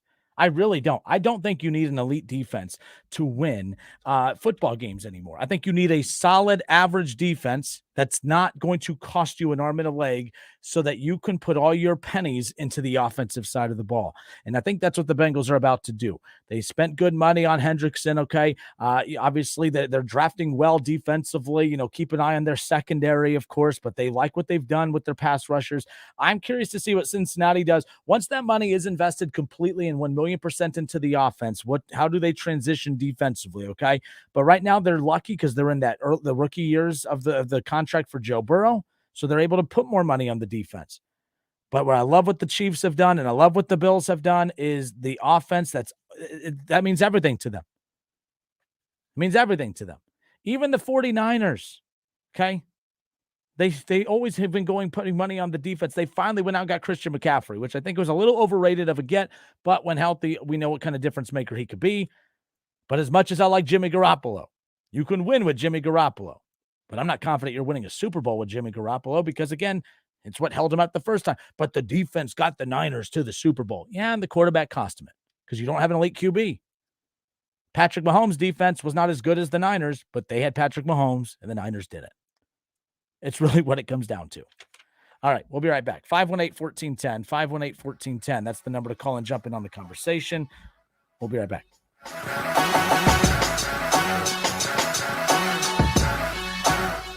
ESPN 1410 Wing AM weather. The mid-afternoon and early evening will be mostly cloudy and windy, a high near 78. Tonight's going to be cloudy and windy with showers, a low near 53. And tomorrow's going to be cloudy and windy with showers, a high near 60. I'm Pete Spivak for 1410 ESPN Radio. Finding the right Medicare plan? Oof, no easy feat. Kind of like those dances my granddaughter loves making me do. But then I found Walgreens FindRx coverage. Lets you compare plans online, over the phone, or in person. Made Medicare shopping so easy. Plus, I found plans with low-cost copays. I can get down with that. Medicare annual enrollment ends December 7th. Find a plan that's right for you at walgreens.com/Medicare. Hi, this is Staples. So, rumor has it that Staples has everything I need to ship. That's not a rumor. We have all the shipping supplies and services you need. Boxes? Yep. Mailers? Yep. And I can actually ship there, right? We have UPS right here in store. Huh. What will Staples think of next? Right? No, seriously, I'm asking, what will they think of next? Staples has all your shipping supplies and UPS service in store. And right now, get 25% off UPS Express shipping services. Staples, the best kept secret in shipping. Ends 12/31. Valid only in Staples U.S. stores. Want to get a $1,000 Visa card from your Medicare plan? At WellCare, our Medicare Advantage plans are simplified, so you can enjoy all the great benefits you care about most. Like our WellCare Flex card, a preloaded debit card that gives you up to $1,000 to pay for extra dental, vision, or hearing expenses not covered by your plan. Like hearing aids, dentures, prescription glasses, copays, and more. It's just one more way WellCare is improving every aspect of Medicare to give you access to the top tier benefits you want most. Plus, a little extra. To learn more about WellCare, visit wellcareforoh.com today. That's wellcareforoh.com to enroll today. WellCare, it's Medicare done well. Benefits vary by plan. WellCare is the Medicare brand for Centene Corporation, an HMO, PPO, PFFS, PDP plan with a Medicare contract and is an approved Part D sponsor. Our DSNP plans have a contract with the state Medicaid program. Enrollment in our plans depends on contract renewal. At Harley-Davidson of Xenia, the atmosphere is positively electric as we look to the future. Our name may have changed, but Harley-Davidson of Xenia has been locally owned since 1984. Under our new management, the staff in store are buzzing to get you set up for the open road. Whether you're shopping for merchandise, a new bike, or just need some maintenance on your current ride, Harley-Davidson of Xenia is here for you. Visit us online to learn more and to place a reservation on your new bike. hdofxenia.com.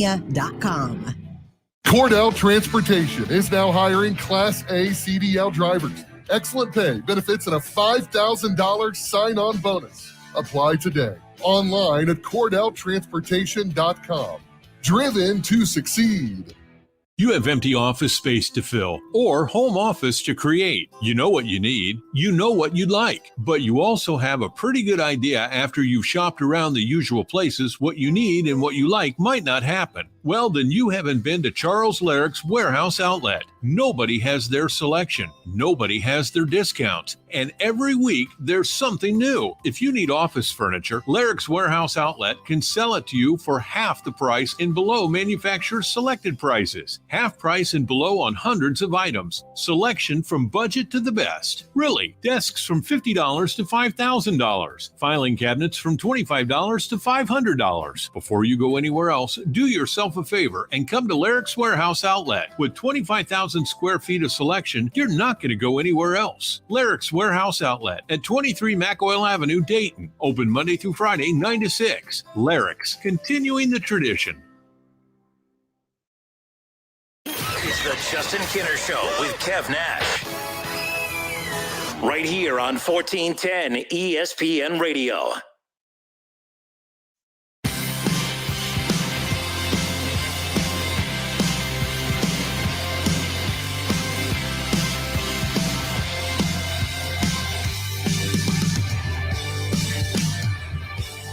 Justin Kinner back with you here on Dayton's ESPN radio station, 1410 Wing AM. It's 522 here in the Miami Valley, 518-1410. That's the number to call and jump in on the conversation. Let me reset here, and then we'll get right to the calls. I threw out a question a little bit ago that got me to thinking when we talk so much about these college football playoff teams or even the teams that are favorited in the National Football League, there's one thing that they all have in common. It's the teams with the most elite quarterbacks, and it used to be about the teams with the most elite defense. I am not a big believer. I think right now in today's day and age, it is lazy to say defense wins championships. I do not believe that you need to have an elite defense to win a national championship. I see that people by the way, there's something wrong with our with our setup as far as me being able to read all the comments coming in. I'm not meaning to ignore everyone. My apologies on that. We'll get that fixed for tomorrow. I am able to go on my phone and see some that's coming in. People are bringing up the fact that the Bucks beat the Chiefs 2 years ago because of defense, and the Rams beat the Bengals last year because of defense. Yes and no. Yeah, look, the bottom line is people acting like you don't need an elite offense to win, that you only need a defense. That's the point I'm trying to make. And let's be clear, the Chiefs that year that they lost to the Bucks, I'm not saying this is the only reason that the Bucks won, but the Buccaneers beat the Chiefs that year because the entire offensive line for the Chiefs was out of that Super Bowl. Remember, I mean, I've been using them as that example of how good this is actually, and I hate to say this because I think I've given Burrow a little bit too many, I've given him too many compliments today, but Patrick Mahomes is the best quarterback of the National Football League, in my opinion. And we saw how human he looked when that offensive line was decimated against the Tampa Bay Buccaneers in the Super Bowl, right? Like he was not Superman anymore. But then we see Joe Burrow go out there, get sacked 70 times and lead his team to a Super Bowl. You know what I mean? Like, so it's pretty impressive what Joey B does considering how human Patrick Mahomes looked when he doesn't have a good offensive line. But that's why the Bucks dominated that Super Bowl the way that they did. A fully healthy offensive line for Patrick Mahomes in that Super Bowl. I don't think we're having this conversation, to be quite honest. The Bucks won the Super Bowl that year because you had Leonard Fournette, because you obviously had Gronk, because you had Antonio Brown, because you know what I mean? Like, look at all the weapons that Tom Brady had in Tampa. I mean, I think it's elite offense. Now, fortunately for the Bucks, they had their money evenly distributed or whatever, but the Rams even last year, I mean, that was a Cooper Kupp. That was a Matthew Stafford. That was an Odell Beckham Jr. who had an out-of-body experience in the Super Bowl. We would have probably won the Super Bowl MVP had he not got hurt. So that's offense. That's the Rams. By the way, the Rams have had one of the best defenses for years now. They didn't win the Super Bowl until they went and got an elite quarterback. You know what I mean? Hell, in the NFL right now, the Los Angeles Rams, their offense has been horrible. Their offensive line is banged up. They can't get the run game going. They have a top 3 defense. They're not a playoff team right now. The Denver Broncos, they have the number 4 ranked defense in the NFL. They're not sniffing the playoffs. All right? Like the San Francisco 49ers, they have the 5th ranked defense. They've been so inconsistent offensively that we don't know who they are. No one's picking them to win the Super Bowl. The Dallas Cowboys have the 6th ranked defense. I don't know about you, but when sports betting goes live in January, which, by the way, if you download the FanDuel Sportsbook app, use my promo code Kinner, Kinner, and you'll have $100 in free bets waiting for you. When you do have that, when it is time to start using that $100 in free bets, don't bet on the Cowboys to win the Super Bowl, no matter how good their defense is. Okay. How about the Tampa Bay Buccaneers? My goodness, that team's so bad, it led to their quarterback getting divorced. But their defense is so dang good. The team's bad, but the defense is elite. Look at the Packers. So right now I'm counting in the top 10. The 7 defenses of the top 10 are not going to make the playoffs this year. Defense wins championships. That's the old school way. I'm just saying, like the Kansas City Chiefs have the 4th worst defense in the National Football League. They're going to probably be, it's going to be between them and the Bills in the Super Bowl. All right. Like that's where we're at right now. Like, I mean, the Giants are 5-1. They have one of the worst defenses in the National Football League. All right. Like, I'm just saying, like, it's about the offense. It's about the offense. You have to have an elite offense. 518-1410. Let's go to Tim. Tim, thank you, sir. Welcome. Hey, well, I partially agree with you, but you look at every Super Bowl. Well, first of all, Justin, okay, let's look at the Super Bowls. Von Miller and Aaron Donald, you saw what they did. And the year before, I know the Chiefs were a little banged up on the offensive line, but that was Ndamukong Suh. That was Vita Vea. That was Shaq Barrett. That defense was just monstrous. Brady didn't have that good of a game, but it was those defenses. Every Super Bowl winner has got a couple of defensive players that just play lights out. So maybe you don't have to have the greatest defense, but you got to have a couple of guys in that Super Bowl that just play lights out. Oh no, Tim, I'm with you. Like that's why I said I'm not saying you have to have the worst defense in the NFL. I'm not saying it's to that point that you don't need a defense at all. I'm just saying, like, I think that the Bengals are the most perfectly built team for the mindset that I'm thinking of, because all of their talents on offense, and they have not an elite defense, but a solid defense. They got a couple. Hubbard, what's the other guy's name? Hendrickson. Mm-hmm. Those guys are pretty damn good. Those guys can get after the quarterback, and that's what we saw last year in the playoffs. But Justin, I'm a little confused because I heard you say the Rams weren't any good until they went and got an elite quarterback. Yes. So Matt Stafford, he's elite? Yes. Statistically, yes. He was. Okay. He just played on a bad team in Detroit. That Detroit team's one. Your Packers have been beating up on them for years. What are you talking about? Come on, Tim. Hey, I've always thought he's very good. I just want to know where you're thinking who's elite, because I heard the other day you say that Joe Burrow was very good, but he's not elite. And you put some emphasis on that. But now today you said he's an elite quarterback. So now I'm in trouble for saying he's elite quarterback. He's playing elite right now. He keeps throwing for 400+ yards a game. That's pretty dang elite. As long as that offense is elite. I like all these quarterbacks. You know me, man. I like Baker. I like these quarterbacks. I think they're all very good to elite. But I'm just trying to pin you down a little bit, because the other day, he's very good, but he's not elite. And now I don't even know. Oh, he's not Patrick Mahomes or Josh Allen, but my goodness, they play like they did last weekend. How could you say that they don't have a shot? Well, I didn't say. I don't. I think the Bengals, man. I called you yesterday and said, man, I watch those receivers. Oh, now let's talk about a couple things about the Packers. Their defense is struggling. Their defense is not that good. They're great on paper, but they've been healthy. And I saw Jair Alexander, who's the highest paid cornerback in the NFL Sunday, got beat. He wanted to go one-on-one. He didn't want to play zone. They put him one-on-one, and McLaurin just tore him up. So I think he's better than what he played the other day. But the Packers' defense is not elite. They're not getting, turnovers. They're letting people have the ball 16, 17 minutes more than what our offense is. We're counting on the defense this year to win some football games for us. And the other thing, to win a Super Bowl, you also have to have some good special teams. You don't need great special teams, but you have to have good special teams, and you've got to have some defensive studs. Hey, one other thing, too, about the Packers. I went back, I told you, I'll watch that game again in a second time and watch slow motion, watch the coach's view. I'm tired today and yesterday. Everybody on the TV talking about Aaron Rodgers needs to be up under center. He needs to be up under center, for these running plays. Well, yes, but he's got to protect his thumb. So many people, not just us, but even people, the talking heads on Fox Sports and ESPN, everybody knows everything, but they don't really know anything.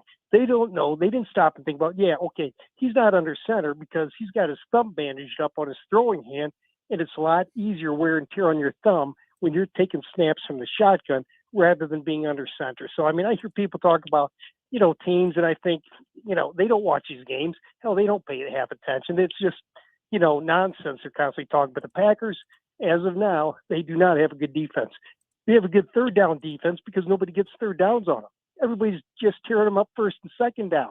They're good at third and long, nobody's, converting on third and long. Well, that's because everybody's just tearing them up on first and second down. Anyways, fun to talk to you as always. Take care, Tim. Appreciate it. But see the last caller right there. Now, and again, by the way, you have to be a complete football team to win football games. But if you are elite offensively, you could overcome some deficiencies on the defensive side of the ball and even on special teams. But for the defense wins championships crowd, I'm sorry, but I've never heard anyone argue that when defense wins championships, I've never heard anyone bring special teams into the conversation. Now, when Kenner says, oh, well, you know what? I don't think you have to have an elite defense to win a championship. You don't have to plan to have an elite defense to win a championship. Now everyone's like, yeah, but don't forget about special teams. No.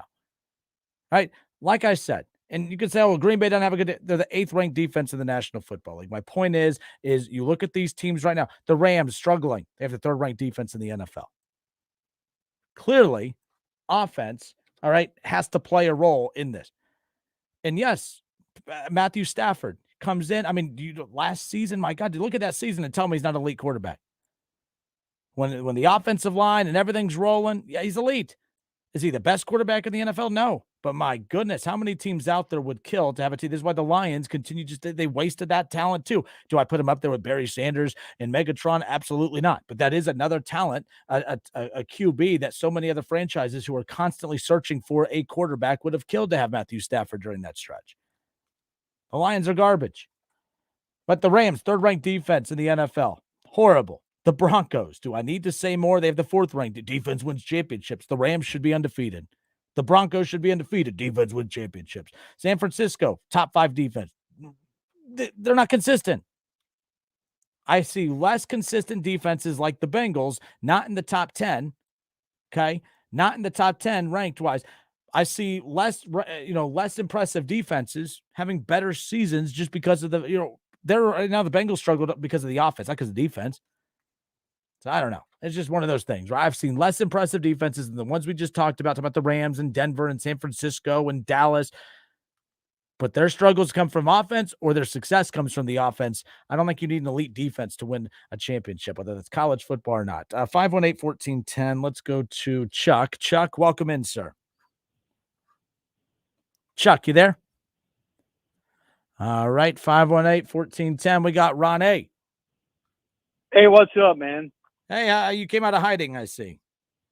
Yeah, well, I can admit defeat. You don't have to admit anything. You can't deny defeat. You lost to the Panthers, bro. I know, but Mayfield didn't play, so So you lost to a backup quarterback. You sound like the Bengals bragging about that now. I mean, I don't know what you're trying to do. You know what? I'd rather lose to a team like that early in the season and get a wake-up call and then take off. But I think the Bucs, Todd Bowles, since he's took over, this is my opinion, he's kind of ran a country club there because Bruce Arians, everybody gave him crap and all this stuff, but he ran a tight ship, man. He was real disciplined, and he didn't let people get away with crap. He wouldn't let Brady do that crap, So, but I don't know. I think you have a diva quarterback. I think Tom Brady's the coach. I think he's the GM. I think he's everything, and it's worked for his entire career. But I think he's failing this year. Yeah, I think they'll still get it. I mean, they're still in first place with a losing record. Look, you got Tom Brady. That's all that matters. And by the way, you have Tom Brady heading into the playoffs. I don't care how average or below average or bad you've been in the regular season. Just limp into the postseason if you have to. The Bucs are fine, especially in that bad division. I don't think the NFC is as strong as people are making it out to be. I think, I know people say a win's a win, but I mean, I'm sorry. I don't care how many wins the Giants have. I don't believe in them. I don't care how many wins the Cowboys have. I don't believe in them. I believe in the teams that have QBs. That's why Aaron Rodgers and the Packers, if you're Tom Brady and the Bucs, I don't care that you're struggling now. Get into the postseason. It's a completely different game at that point. I'll take my chances with an average Bucs team and Tom Brady than a 14-win Cowboys or Eagles team with average QBs. So that's kind of how I view it. And I do like compared to Brady to Rodgers, like on the sidelines, he is showing his pissed off attitude about how the play's going. He's letting the players know it. Rodgers, you just see him sit back. He's just a better lover. He don't care. That's all he cares about. But I want to get your opinion real quick on Lamar Jackson. Yep. I mean, you really think he was wanting all that money? You think he's living up to it? Look, I don't think he is as bad as what he has played this season, but I also don't think that he is as good as the money that he's asking for. But I'm also not against anyone going out and pursuing money and getting money. I'm all for people winning. Lamar gets that contract. That's a win for him. Is it a win for the organization? I mean, they have their franchise QB, but I with his limitations, people keep talking about it's not about his limitations. It's about what he can do. Well, no, it is about limitations. Everyone that is hired, the boss is always, assess the risk reward and all that type of stuff. Like, yes, everyone is based off of their limitations and what you can and can't do. Look, Lamar's not as bad as he's been this year, but I don't think he's as good as the QBs who are making the money he's asking for. But if he gets it, good for him. And as a Browns fan, I hope they give him that money because they've already proven they can't win with him on a rookie contract. What makes you think they're going to get him the weapons he needs once he's taking up more than, not half the salary, but you know what I mean, a good chunk of the salary cap. So I'm all for him getting paid. Pay him. Well, that's another, like when I sent a message in, that's another team that lives off reputation and defense. They're all thinking, defense is going to do it, but their defense ain't doing it, man. Especially in the fourth quarter. Their offense. Well, for one, their offense, the Ravens have more turnovers in the fourth quarter than any other team in the National Football League. And their defense, which is top 10, and I saw this weird stat heading into this Browns game this past weekend. The Ravens have a top 10 defense in quarters 1 through 3, and they have a bottom 5 defense in the fourth quarter. It's a very weird differential right there, but that is weird. And I think that's on coaching. Yes, there's deficiencies with the offense and defense, but that's on coaching. When your defense and offense just collapse in the fourth quarter, Harbaugh's done so much good through his career that it's weird to kind of bash him with the Ravens. But my goodness, that does fall on coaching as well. So adjustments in the fourth quarter, they're just not making them. But Ron, we're out of time, man. Thank you. All right, it's going to be an interesting game Thursday. I can't wait to watch. I hope for the best. Well, both teams, I mean, look, the Ravens won, but they still feel like they lost. And the Buccaneers, the Ravens desperately need this win to put together a win streak and to build off of that. And they're keeping an eye on the Bengals, who are the hottest team in the division right now. So they're feeling a little antsy, but the Buccaneers can't lose another one. I think that this has all the makings to be another typical bad Thursday night football game, but I at least think that the stakes are a lot higher for this matchup than what we've seen as of late. I don't know. How do you feel about your Buccaneers against the Ravens coming up? Well, I think it's a must-win for them, and I think it's a short week, and the Ravens are on the road. The Bucs are at home, so I think a little bit of advantages for my team. So I'll see you Sunday. I'm coming out, man. All right, don't threaten me. Adios, Ron. Take care. All right, buddy. All right, 518-1410. Let's go to Mr. Shaw. Shaw, how are you? Welcome, sir. Not bad. How about yourself? Living the dream. Well, you went all over the place today, so let me go all the way back to the beginning. With the Johnny versus Homer debate, I got a little blind resume for you. With the what? I got a little blind resume for you, and you tell me which one. What debate, though, Shaw? I didn't hear that when you said that. The Johnny versus Homer. Johnny versus Homer. Johnny Cueto versus Homer Bailey. Oh, Jesus, you're going all the way back there. That's fine. I could go into the college football, but I think you and I would wind up screaming at each other, and I just would rather not do that today. So the blind resume here, we got one pitcher who went 54 and 42. So I did some homework 09 to 14 for both pitchers. One pitcher went 54 and 42, average of 24 starts, 3.94 ERA, and gave up 67 runs. The other pitcher went 76 and 43, average of 27 starts, a 3.04 ERA, and gave up 57.6 runs. Who would you sign to the big contract, A or B? B. That'd be Johnny Cueto. I know. I am not saying that they should have signed Homer Bailey over Johnny Cueto. I'm just saying it wasn't like this asinine decision to pay Homer Bailey, who, by the way, was cheaper than Johnny Cueto. And now that we know how this Castellini family operates, it makes sense, especially after the money they gave to Votto. I'm not defending the move to go with Homer Bailey. Johnny Cueto and Bailey, it's not even a debate as far as who the better pitcher was. But at the same time, you also had Homer Bailey, who was ascending, who was having very good years for the Reds. It's not as if he was complete, just garbage. I mean, come on. Like, I don't know. They made the wrong choice, obviously, but at the time, they felt like that was right. And not a lot of Reds fans were more upset that they went with Bailey over Cueto, and not because they thought Bailey was bad. Bailey ended up being bad, but not because, they thought he was horrible. I think the only reason they did it was because Cueto got hurt in 2013. Oh, absolutely. If you're the Yankees, you'll take a chance paying a Cueto who might be hurt because, hey, guess what? You have way more money in the bank, and you'll just, oh, well, better luck next time. The Reds, when they spend money, they have to get it right. And they got it wrong with Homer Bailey, and they've been shell-shocked ever since. And there's a reason that the Reds have not paid a big contract to anyone since 2014. We're going on 9 years now since the Reds have tried to open up the wallet to pay anyone of significance. And it's because they're terrified after what happened with Homer Bailey. So it's like their margin for error is so slim when it comes to where they spend their money, because when they spend their money, they have to spend it. And they have to spend it right. They spend it right with Votto. They didn't spend it right with Bailey, and now they've been terrified ever since. It's just like the year, so he signed in 14, right? Yep. That's okay. So 2 years after the Votto deal. Yeah, Cueto gets hurt in 13. So in 2012, Homer goes 13-10, Cueto goes 19-9. In 2014, after the injury, Cueto goes 20-9, Homer goes 9-5. Mm-hmm.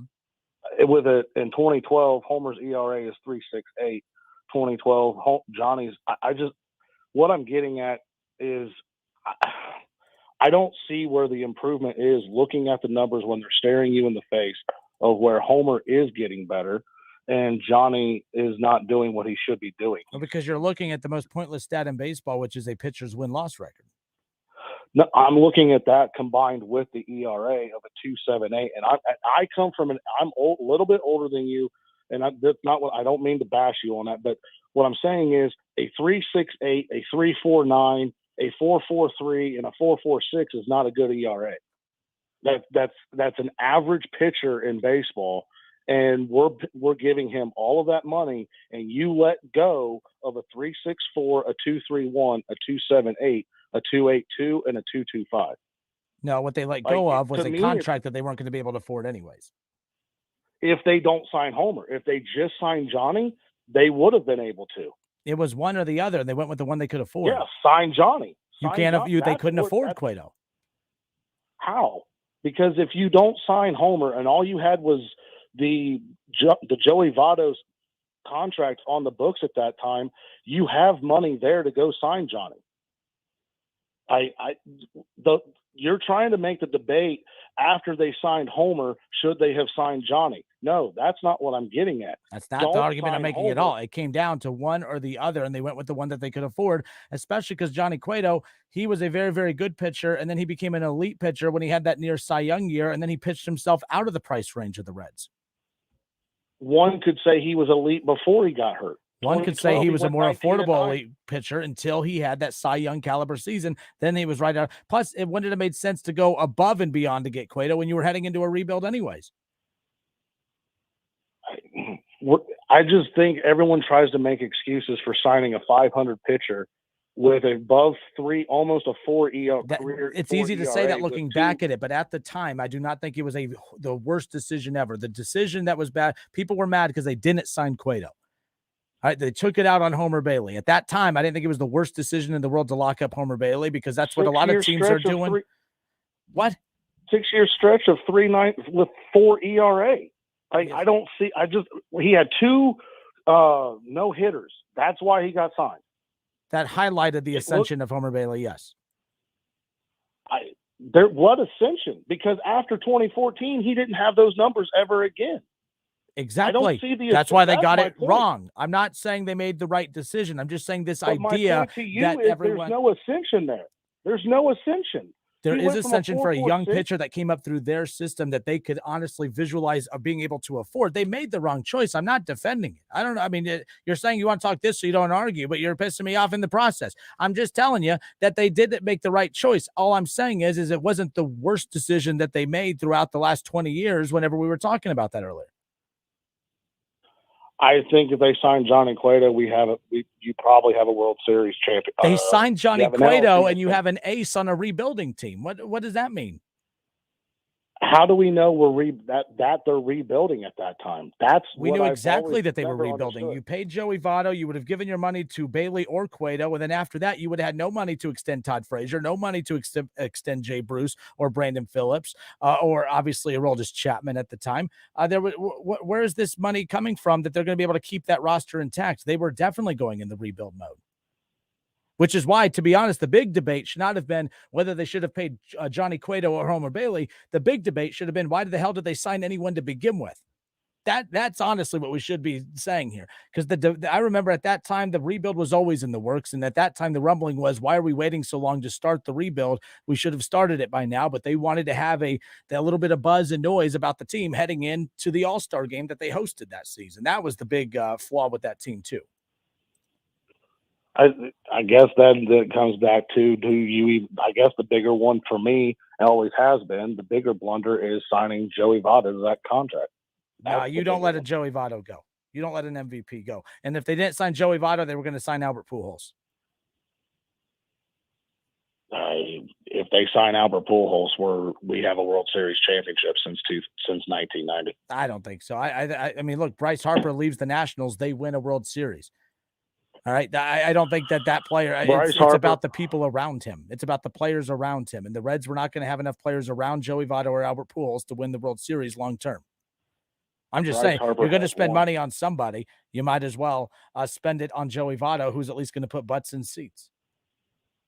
Bryce Harper has one playoff, and now everybody thinks he's something. He's a career 254 hitter. I don't think in baseball players have an impact on playoff teams. Like, you have to have people around you. Like Barry Bonds doesn't have a World Series, and if it wasn't for steroids, he'd be the best player of all time, and no one would question whether or not him not having a World Series would impact the perception of that or not.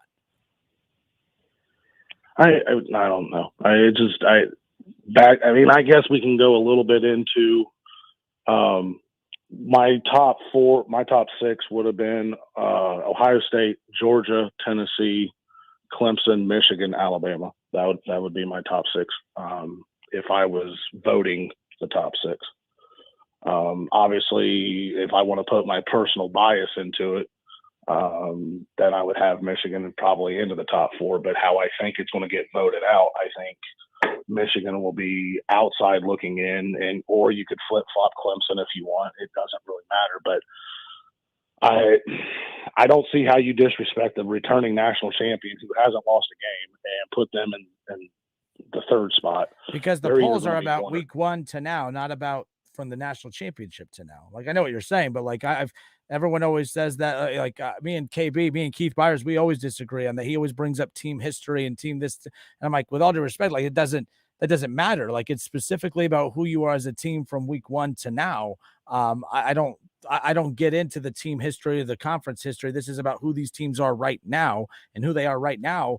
Georgia's solid. I think Georgia's just a better Michigan, and that's not a shot at Michigan. I just think they're a more polished, consistent Michigan. They have better recruiting and all that stuff, but I think they're they're very similar program. And then I think Alabama and Ohio State are the same type of program. So we'll see what happens. At the end of the day, I don't. We're talking about Tennessee right now, but within the next 2-3 weeks, I'd put my house on it that we won't even be talking about Tennessee. Possibly, but that doesn't erase the fact that they have 4 top 25 wins with a win over Alabama. If they lose 2 games coming up or a game coming up, you're right. We probably won't be talking about them, but we're talking about them now because this is about what they've accomplished up to now. Right. So I get that. It's just, and then to the defensive part of it, I agree with you. You don't need an elite defense to win the championship, but you can't have the 102nd ranked defense in order to win a championship. You can when defensive stats in college football mean nothing when nobody of the elite level is playing the same level of competition on a week in, week out basis. It's not like in the NFL where everyone's playing pro teams, and there is no parity in college football. Everyone is playing bad to really bad to doesn't even deserve to be in Division I football bad. Some don't even play Division I football teams. That's why I don't believe in stats in college football, because I just think it's a joke. We could talk about one team having great offensive numbers because they play nobody, while a team that has average offensive numbers because they played a bunch of tougher defenses and ranked teams. Now we're going to use, they have a higher ranked offense than this team. I don't think you could do that. That's why I don't buy into stats in college football when it comes to that. And I'm the same way in college basketball as well. But the only reason you have to throw in the stats of strength of resume, the strength of schedule, the points per game and stuff like that, because now it's if you take all that out, then it's how do I see a game, how do you see a game, and how do all the writers and how do all the pollsters see a game? There has to be some stat, and there is stats that make it some type of playing field to even it out somewhere. We've played 8 games now. Strength of resume, I agree. For once, I agree with what's his name from ESPN. That means more to me than strength of schedule, because that's what your resume is doing after they play you. And the fact that I don't know. I mean, you can't sit here and just have pollsters and everybody just blindly looking at these games, and then these games mean nothing. But then on the other breath, you sit there and say, well, they look tremendous and everything looks wonderful. And well, the stats mean something because that's what they're going on. They're not just going on for the fact of, because no one has all the time to sit there and watch these games, all 100 of them every weekend. So the stats have to mean something. We can't just sit here and say they don't. I don't know. On the one hand, I do agree with you a little bit, but on the other, it's hard to sit there and say that they don't mean anything when I don't know. I guess I don't understand why, but I understand I'm up against it. Sorry for taking so much time, and we'll talk again later. All right, peace. Adios. It's the Justin Kinner Show with Kev Nash on 1410 ESPN Radio. The bottom line is we could try to come up with all these little fancy defense wins championships, bumper stickers, and all that stuff, but the bottom line is elite quarterbacks win championships. In college football especially. You're not winning a championship in college football unless you have an elite quarterback. It's just that simple. Like you're just not. You know, back in the day, especially during my time growing up in the 2000s, yes, there were teams with elite QBs that won national championships, but honestly, it was about the defenses. That's why guys like Krenzel would win national championships. Non-elite QBs, but good leaders like Tim Tebow would go on to win national championships because it came down to the defense. It's all about defenses. Defenses. Now, in today's college football, it's all about the Tua Tagovailoas. It's all about the Mac Jones, okay? It's all about the Joe Burrows. It's all about the C.J. Strouds and the Justin Fields and the Trevor Lawrences and Deshaun Watsons of the world. Those are the teams winning national championships. Those are the teams that are doing it all.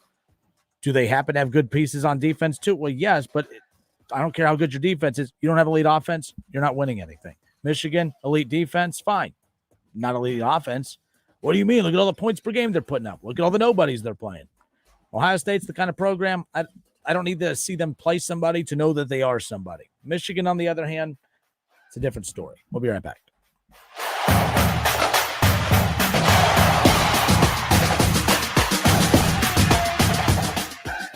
Hi, this is Eddie Sorrell, Service Manager at Germain Honda of Beaver Creek, recipient of Honda's President's Award. When your vehicle needs service, we make it convenient. Open 6 days a week, including all day Saturday. We also welcome same-day appointments and walk-ins as well. Our technicians are factory trained, and we offer a new state-of-the-art facility, clean waiting rooms, loaner cars, and free alignment checks as well. Ask for the $99.95 alignment special. Germain Honda of Beaver Creek, Route 35, just east of 675 between Xenia and Beaver Creek.